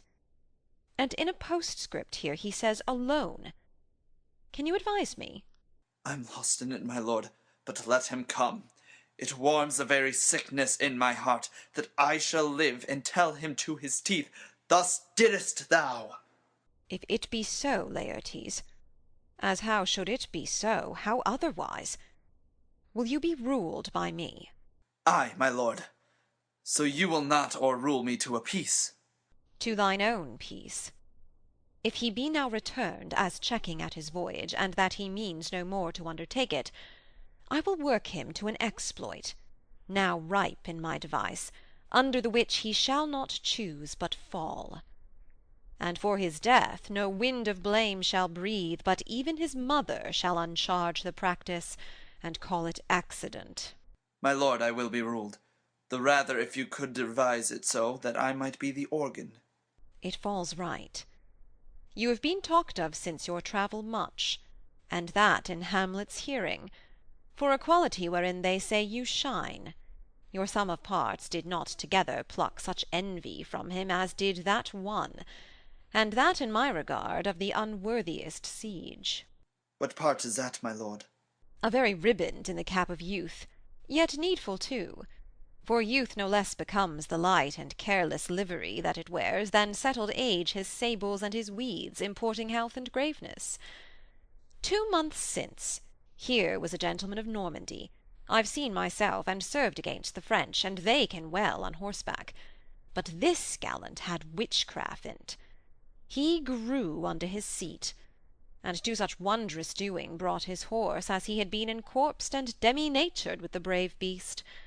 So far he topped my thought, that I, in forgery of shapes and tricks, come short of what he did. A Norman, was't? A Norman. Upon my life, Lamond. The very same. I know him well. He is the brute indeed, and gem of all the nation. He made confession of you, and gave you such a masterly report for art and exercise in your defence, and for your rapier most especially, that he cried out 'twould be a sight indeed if one could match you. The scrimers of their nation, he swore, had had neither motion, guard, nor eye, if you opposed them. So this report of his did Hamlet so envenom with his envy, that he could nothing do but wish and beg your sudden coming o'er to play with him. Now out of this... What out of this, my lord? Laertes, was your father dear to you? Or are you like the painting of a sorrow, a face without a heart? Why ask you this? Not that I think you did not love your father, but that I know love is begun by time, and that I see, in passages of proof, time qualifies the spark and fire of it. There lives within the very flame of love a kind of wick or snuff that will abate it, and nothing is at a like goodness still. For goodness, growing to a pleurisy, dies in his own too much. That we would do, we should do when we would. For this would changes, and hath abatements and delays as many as there are tongues, are hands, are accidents. And then this should is like a spendthrift sigh that hurts by easing. But to the quick of the ulcer, Hamlet comes back. What would you undertake to show yourself your father's son in deed more than in words? To cut his throat at the church. No place indeed should murder sanctuarize. Revenge should have no bounds. But, good Laertes, will you do this? Keep close within your chamber. Hamlet return shall know you are come home. We'll put on those shall praise your excellence, and set a double varnish on the fame the Frenchman gave you. Bring in fine together, and wager on your heads.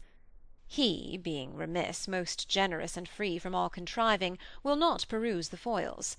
So that with ease, or a little shuffling, you may choose a sword unbaited, and in a pass of practice requite him for your father. I will do't, and for that purpose I'll anoint my sword. I bought an unction of a mountebank, so mortal that but dip a knife in it, where it draws blood no cataplasm so rare, collected from all simples that have virtue under the moon, can save the thing from death, that is but scratched withal. I'll touch my point with this contagion, that if I gall him slightly it may be death. Let's further think of this. Weigh what convenience both of time and means may fit us to our shape. If this should fail, and that our drift look through our bad performance, 'twere better not assayed.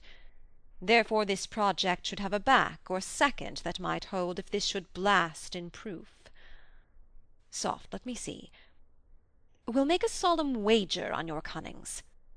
I hat, when in your motion you are hot and dry, as make your bouts more violent to that end, and that he calls for drink, I'll have prepared him a chalice for the nonce, whereon but sipping, if he by chance escape your venomed stuck, our purpose may hold there. Enter Queen Gertrude. How now, sweet queen? One woe doth tread upon another's heel, so fast they follow. Your sister's drowned, Laertes. Drowned? Oh, where? There is a willow grows aslant a brook, that shows his hoar leaves in the glassy stream. There, with fantastic garlands did she come, of crowflowers, nettles, daisies, and long purples, that liberal shepherds give a grosser name, but our cold maids do dead men's fingers call them. There on the pendant boughs her coronet weeds, clambering to hang, an envious sliver broke, when down her weedy trophies and herself fell in the weeping brook. Her clothes spread wide, and mermaid-like awhile they bore her up, which time she chanted snatches of old tunes, as one incapable of her own distress, or like a creature native and endued unto that element. But long it could not be, till that her garments, heavy with their drink, pulled the poor wretch from her melodious lay to muddy death. Alas, then she is drowned? Drowned, drowned. Too much of water hast thou, poor Ophelia, and therefore I forbid my tears. But yet it is our trick, nature her custom holds. Let shame say what it will, when these are gone, the woman will be out. Adieu, my lord. I have a speech of fire, that fain would blaze, but that this folly doubts it. Exit. Let's follow, Gertrude. How much I had to do to calm his rage! Now fear I this will give it start again. Therefore let's follow. Exeunt. End of Act 4. Act 5. Scene 1. A churchyard. Enter 2 clowns with spades, etc. Is she to be buried in Christian burial, that wilfully seeks her own salvation? I'll tell thee she is, and therefore make her grave straight. The crowner hath sat on her, and finds it Christian burial. How can that be, unless she drowned herself in her own defence? Why, 'tis found so. It must be se offendendo, it cannot be else. For here lies the point. If I drown myself wittingly, it argues an act, and an act hath 3 branches. It is to act, to do, to perform. Our gal, she drowned herself wittingly. Nay, but hear you, goodman Delver. Give me leave. Here lies the water. Good. Here stands the man. Good. If the man go to this water and drown himself, it is willy-nilly he goes. Mark you that.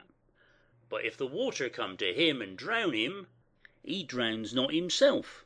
Argal, he that is not guilty of his own death shortens not his own life. But is this law? Ay, Mary, it's Crowner's quest law. Will you add the truth on't? If this had not been a gentlewoman, she should have been buried out a Christian burial. Why, there thou say'st. And the more pity that great folk should have countenance in this world to drown or hang themselves more than they're even Christian. Come my spade, there's no ancient gentlemen but gardeners, ditchers, and grave-makers. They hold up Adam's profession. Was he a gentleman? He was the first that ever bore arms. Why, he had none. What? Art a heathen? How dost thou understand the Scripture? The Scripture says Adam digged. Could he dig without arms? I'll put another question to thee. If thou answerest me not to the purpose, confess thyself. Go to. What is he that builds stronger than either the mason, the shipwright, or the carpenter? The gallows maker. For that frame outlives 1,000 tenants. I like thy wit well, in good faith. The gallows does well. But how does it well? It does well to those that do in. Now thou dost ill to say the gallows is built stronger than the church. Argal, the gallows may do well to thee. Do it again, come. Who builds stronger than a mason, a shipwright, or a carpenter? Ay, tell me that, and unyoke. Marry, now I can tell. To it. Mass, I cannot tell. Enter Hamlet and Horatio at a distance. Cudgel thy brains no more about it, for your dull ass will not mend its pace with beating. And when you are asked this question next, say, a grave maker. The houses that he makes last till doomsday. Go, get thee to yawn. Fetch me a stoup of liquor. Exit second clown. He digs and sings.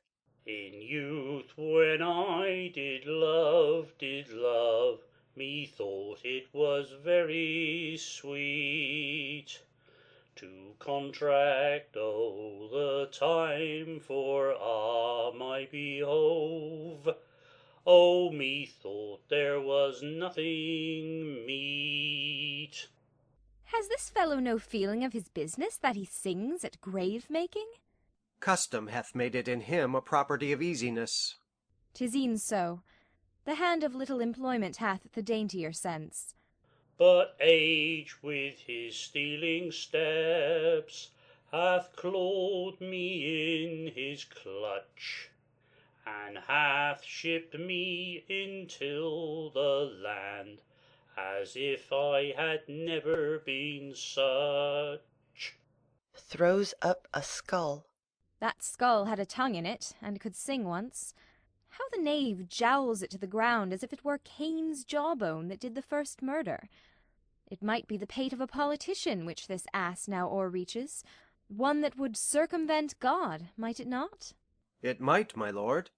Or of a courtier which could say, Good morning, sweet lord, how dost thou, good lord? This might be my lord such-a-one that praised my lord such-a-one's horse when he meant to beg it, might it not? Ay, my lord. Why, e'en so. And now my lady worms, chapless and knocked about the mazzard with a sexton's spade. Here's fine revolution, and we had the trick to see it.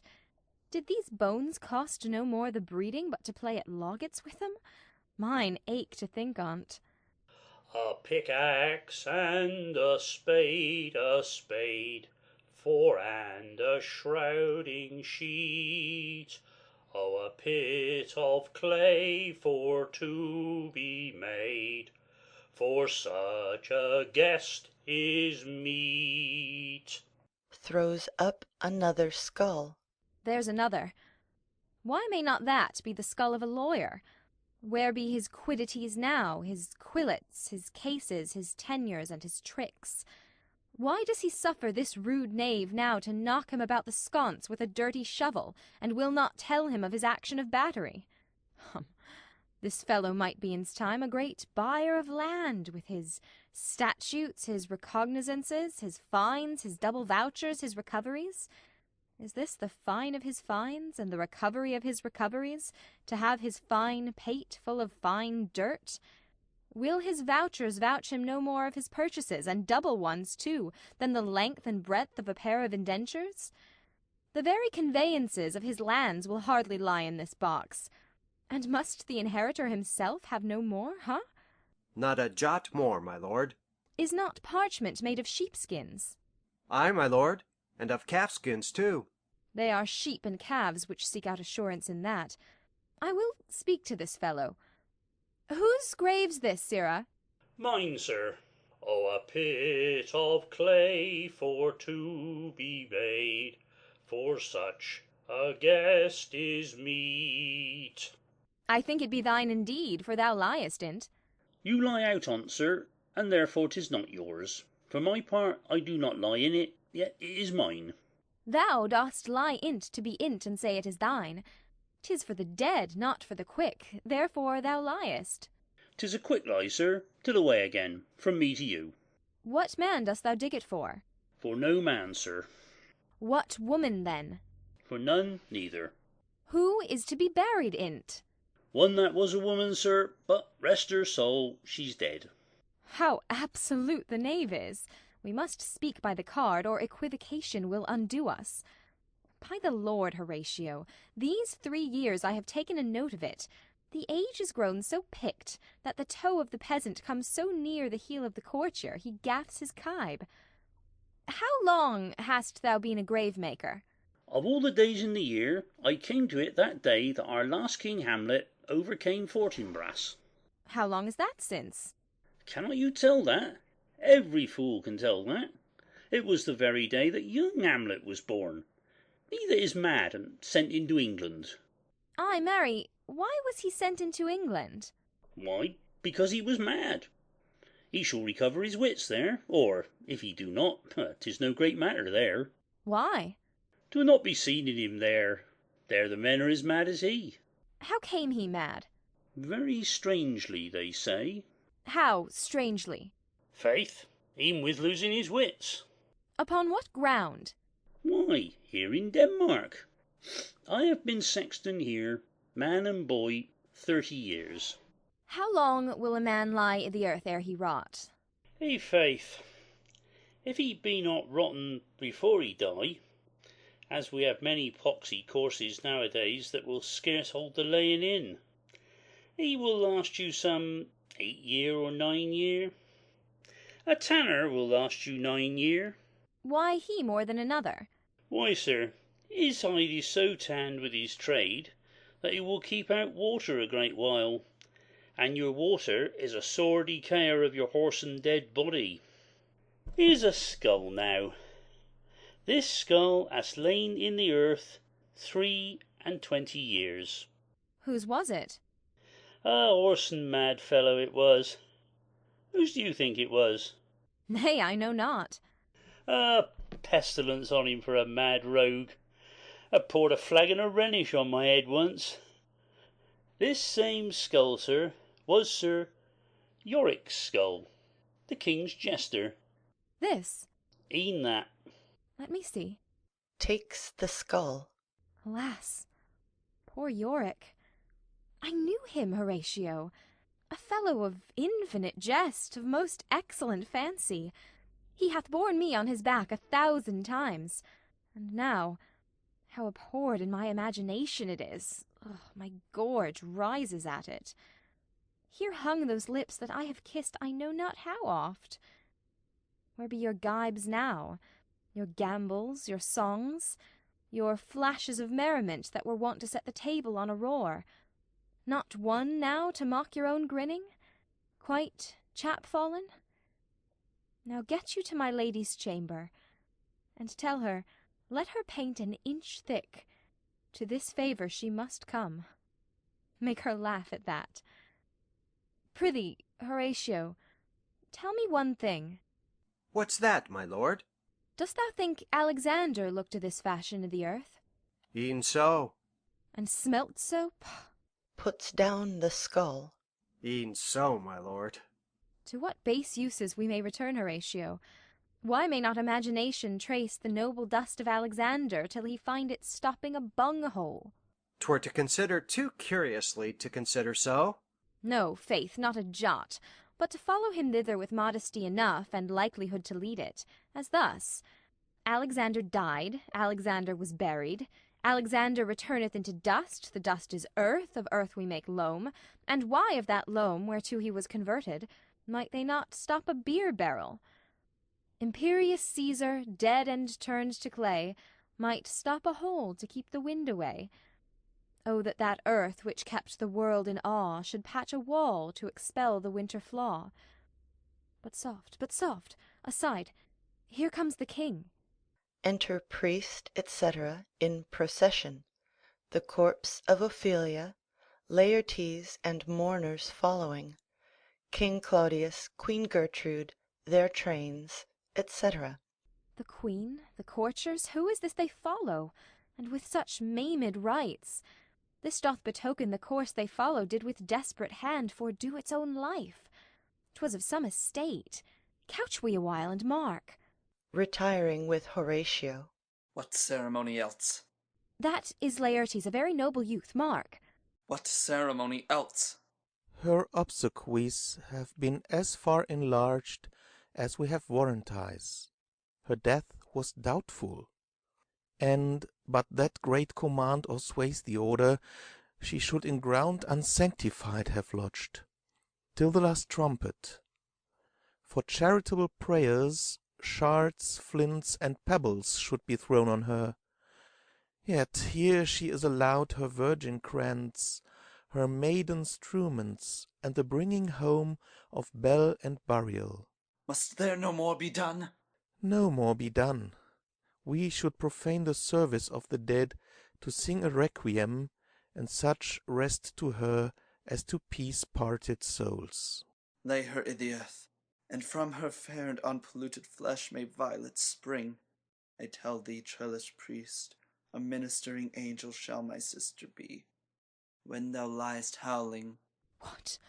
The fair Ophelia? Sweets to the sweet. Farewell. Scattering flowers. I hoped thou shouldest have been my Hamlet's wife. I thought thy bride-bed to have decked, sweet maid, and not have strewed thy grave.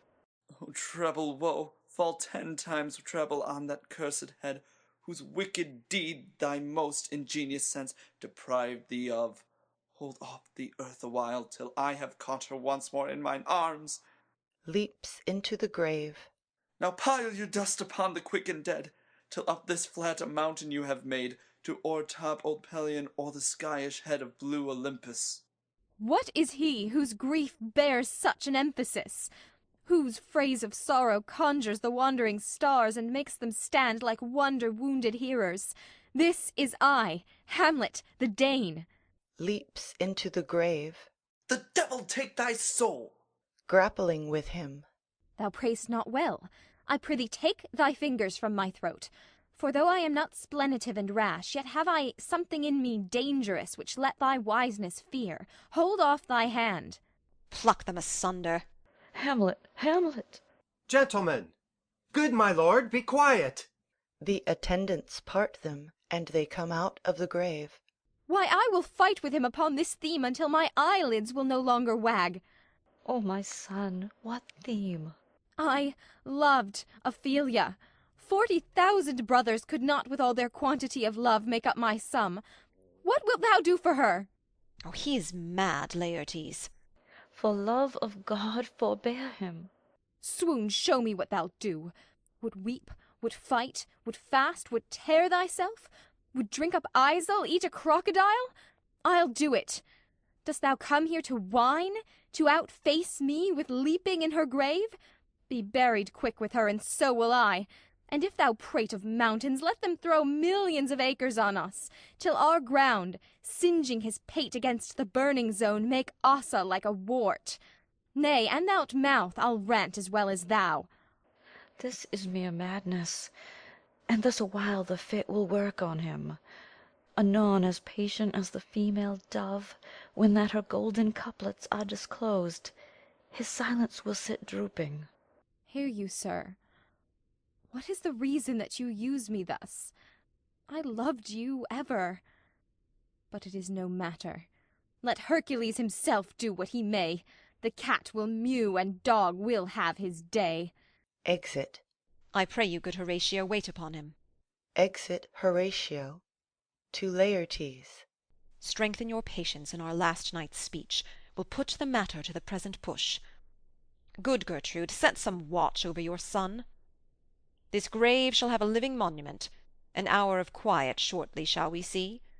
Till then in patience our proceeding be. Exeunt.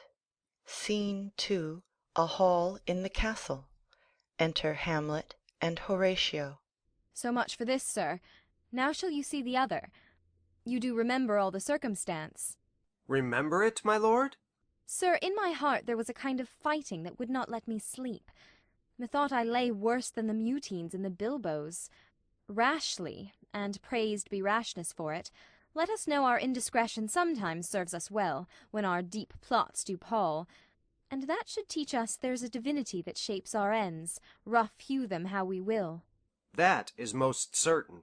Up from my cabin, my sea-gown scarfed about me, in the dark groped I to find out them, had my desire, fingered their packet, and in fine withdrew to mine own room again, making so bold, my fears forgetting manners, to unseal their grand commission, where I found, Horatio, O royal knavery, an exact command, larded with many several sorts of reasons, importing Denmark's health and England's too, with, such bugs and goblins in my life that on the supervise, no leisure bated, no, not to stay the grinding of the axe, my head should be struck off. Is it possible? Here's the commission, read it at more leisure. But wilt thou hear me how I did proceed? I beseech you. Being thus benetted round with villains, ere I could make a prologue to my brains they had begun the play, I sat me down, devised a new commission, wrote it fair. I once did hold it, as our statists do, a baseness to write fair, and laboured much how to forget that learning. But, sir, now it did me yeoman's service. Wilt thou know the effect of what I wrote? Ay, good my lord.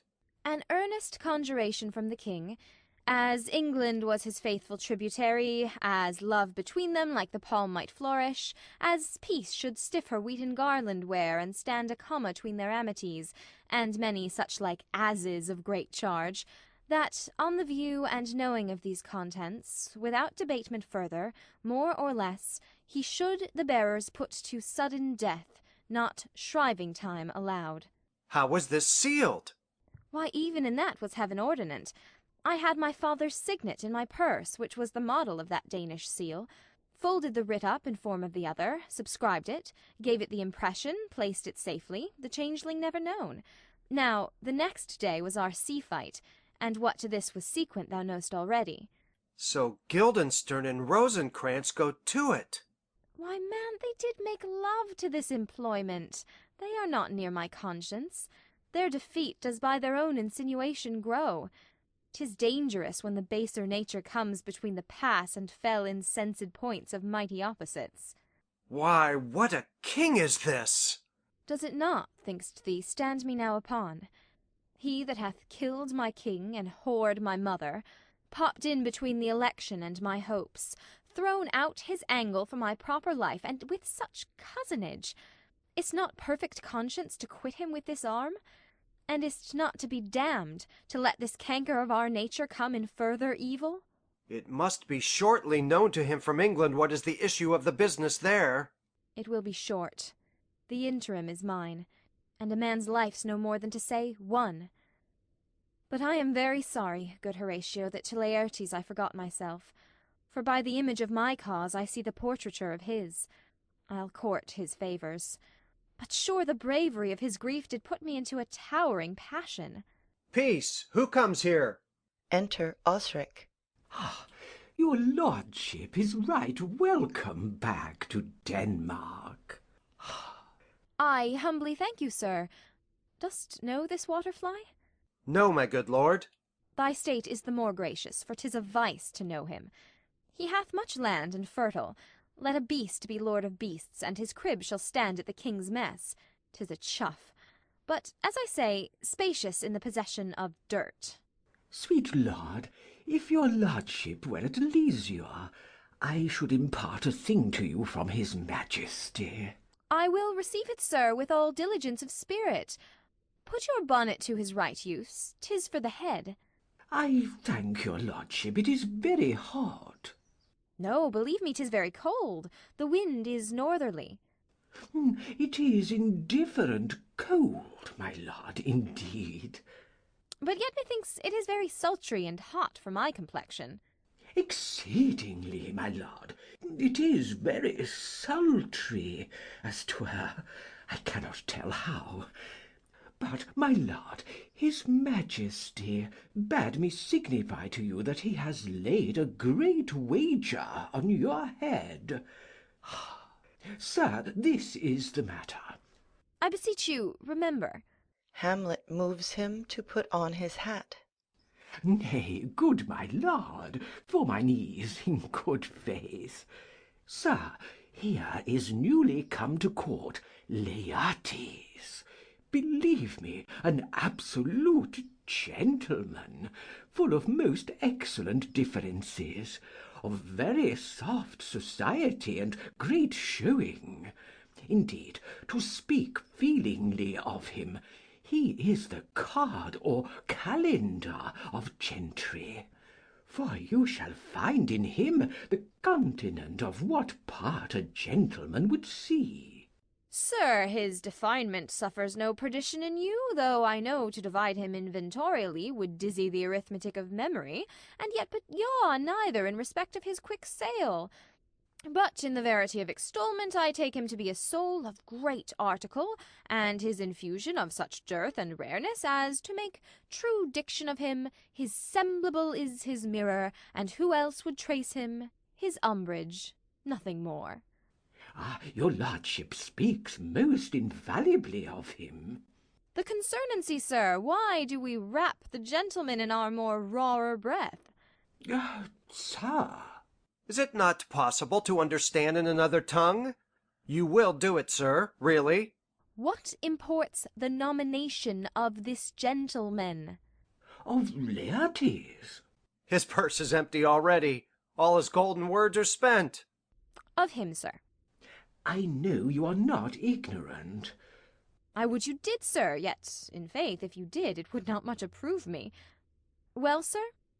You are not ignorant of what excellence Laertes is. I dare not confess that, lest I should compare with him in excellence. But to know a man well were to know himself. I mean, sir, for his weapon, but in the imputation laid on him by them, in his meed he's unfellowed. What's his weapon? Rapier and dagger. That's two of his weapons, but well. The king, sir, hath wagered with him 6 Barbary horses, against the which he has imponed, as I take it, 6 French rapiers and poniards, with their assigns, as girdle, hangers, and so. 3 of the carriages, in faith, are very dear to fancy, very responsive to the hilts, most delicate carriages, and of very liberal conceit. What call you the carriages? I knew you must be edified by the margent ere you had done. The carriages, sir, are the hangers. The phrase would be more German to the matter if we could carry cannon by our sides. I would it might be hangers till then. But on. 6 Barbary horses against 6 French swords, their assigns, and 3 liberal conceited carriages. That's the French bet against the Danish. Why is this imponed, as you call it? The king, sir, hath laid that in a dozen passes between yourself and him, he shall not exceed you 3 hits. He hath laid on 12 for 9. And it would come to immediate trial, if your lordship would vouchsafe the answer. How if I answer no? I mean, my lord, the opposition of your person in trial. Sir, I will walk here in the hall. If it please his majesty, 'tis the breathing time of day with me. Let the foils be brought, the gentleman willing, and the king hold his purpose. I will win for him an I can. If not, I will gain nothing but my shame and the odd hits. Shall I redeliver you e'en so? To this effect, sir, after what flourish your nature will. I commend my duty to your lordship. Yours. Exit Osric. He does well to commend it himself. There are no tongues else for his turn. This lapwing runs away with the shell on his head. He did comply with his dug before he sucked it. Thus has he, and many more of the same bevy that I know the dressy age dotes on, only got the tune of the time and outward habit of encounter, a kind of yesty collection which carries them through and through the most fond and winnowed opinions, and do but blow them to their trial, the bubbles are out. Enter a lord. My lord, his majesty commended him to you by young Osric, who brings back to him that you attend him in the hall. He sends to know if your pleasure hold to play with Laertes, or that you will take longer time. I am constant to my purpose. They follow the king's pleasure. If his fitness speaks, mine is ready, now or whensoever, provided I be so able as now. The king and queen and all are coming down. In happy time. The queen desires you to use some gentle entertainment to Laertes before you fall to play. She well instructs me. Exit Lord. You will lose this wager, my lord. I do not think so. Since he went into France, I have been in continual practice. I shall win at the odds. But thou wouldst not think how ill all's here about my heart. But it is no matter. Nay, good my lord. It is but foolery. But it is such a kind of gain-giving as would perhaps trouble a woman. If your mind dislike anything, obey it. I will forestall their repair hither, and say you are not fit. Not a whit. We defy augury. There's a special providence in the fall of a sparrow. If it be now, 'tis not to come. If it be not to come, it will be now. If it be not now, yet it will come. The readiness is all. Since no man has aught of what he leaves, what is to leave betimes? Enter King Claudius, Queen Gertrude, Laertes, lords, Osric, and attendants with foils, etc. Come, Hamlet, come, and take this hand from me. King Claudius puts Laertes' hand into Hamlet's. Give me your pardon, sir. I've done you wrong. But pardon't, as you are a gentleman. This presence knows, and you must needs have heard, how I am punished with sore distraction. What I have done, that might your nature, honour, and exception roughly awake, I here proclaim was madness. Was't Hamlet wronged Laertes? Never Hamlet.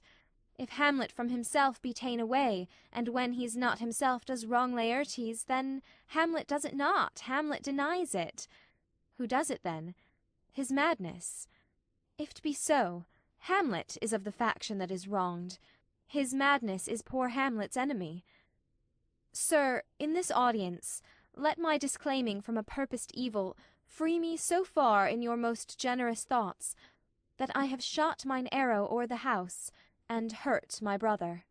I am satisfied in nature, whose motive in this case should stir me most to my revenge, but in my terms of honour I stand aloof, and will no reconcilement, till by some elder masters of known honour.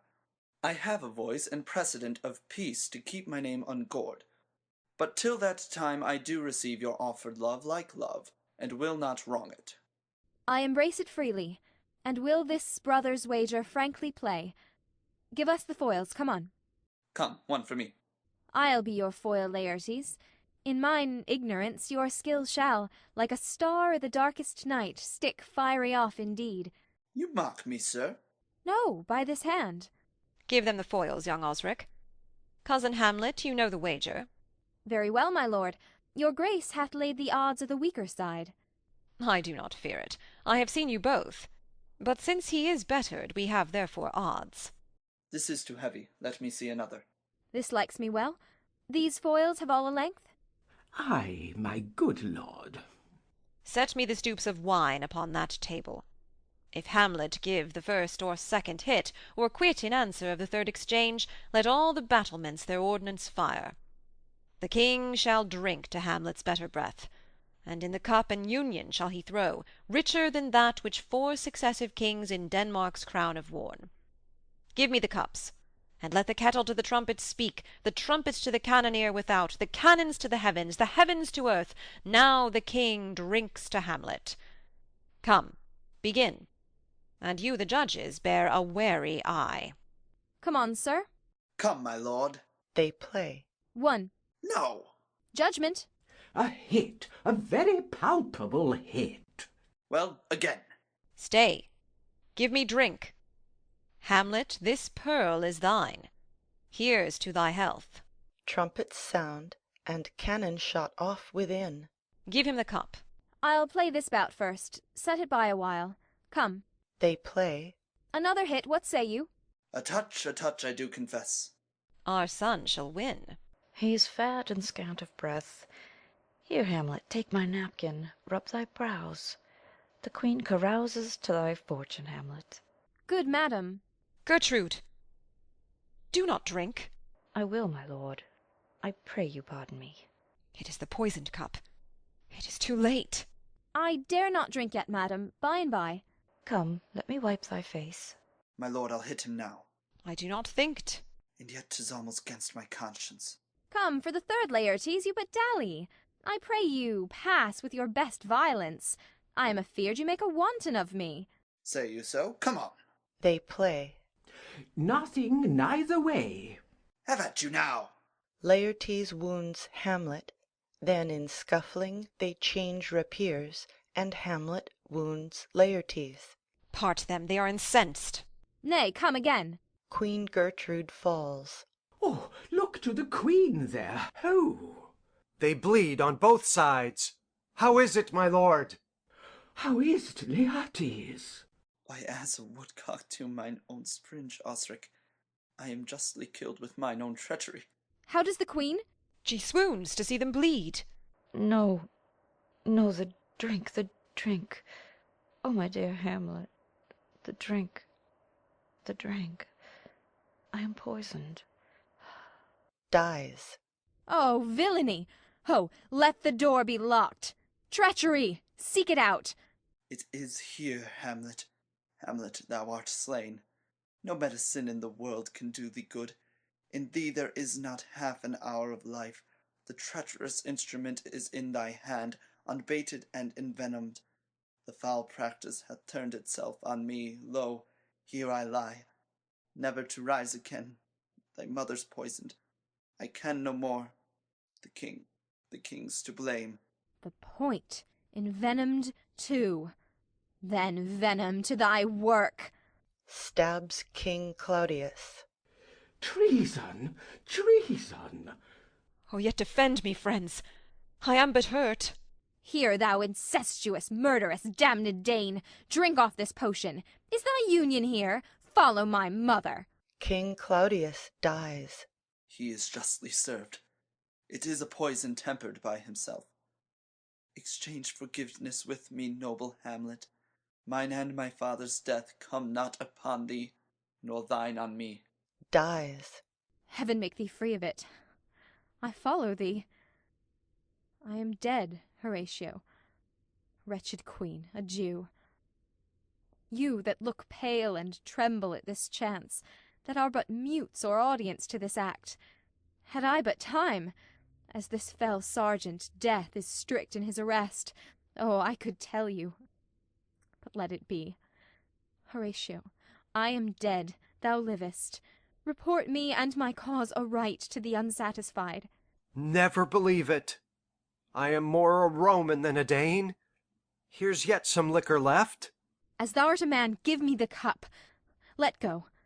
By heaven, I'll have't. Oh, good Horatio! What a wounded name, things standing thus unknown, shall live behind me.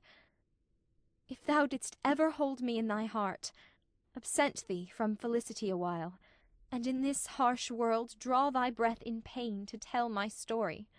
March afar off, and shot within. What warlike noise is this? Young Fortinbras, with conquest come from Poland, to the ambassadors of England gives this warlike volley. Oh, I die, Horatio. The potent poison quite o'ercrows my spirit. I cannot live to hear the news from England, but I do prophesy the election lights on Fortinbras. He has my dying voice. So tell him, with the occurrence, more or less, which have solicited. The rest is silence. Dies. Now cracks a noble heart. Good night, sweet prince, and flights of angels sing thee to thy rest. Why does the drum come hither? March within. Enter Fortinbras, the English ambassadors, and others. Where is this sight? What is it you would see? If aught of woe or wonder, cease your search. This quarry cries on havoc. O proud death! What feast is toward in thine eternal cell, that thou so many princes at a shot so bloodily hast struck? The sight is dismal, and our affairs from England come too late. The ears are senseless that should give us hearing, to tell him his commandment is fulfilled, that Rosencrantz and Guildenstern are dead. Where should we have our thanks? Not from his mouth. Had it the ability of life to thank you, he never gave commandment for their death. But since, so jump upon this bloody question, you from the Polack wars, and you from England, are here arrived, give order that these bodies high on a stage be placed to the view, and let me speak to the yet unknowing world how these things came about. So shall you hear of carnal, bloody, and unnatural acts, of accidental judgments, casual slaughters, of deaths put on by cunning and forced cause, and in this upshot, purposes mistook fallen on the inventors' heads. All this can I truly deliver. Let us haste to hear it, and call the noblest to the audience. For me, with sorrow I embrace my fortune. I have some rights of memory in this kingdom, which now to claim my vantage doth invite me. Of that I shall have also cause to speak, and from his mouth whose voice will draw on more. But let this same be presently performed, even while men's minds are wild, lest more mischance on plots and errors happen. Let 4 captains bear Hamlet, like a soldier, to the stage, for he was likely, had he been put on, to have proved most royally, and for his passage, the soldiers' music and the rites of war speak loudly for him. Take up the bodies. Such a sight as this becomes the field, but here shows much amiss. Go, bid the soldiers shoot. A dead march. Exeunt, bearing off the dead bodies, after which a peal of ordnance is shot off. End of Act 5. End of Hamlet by William Shakespeare.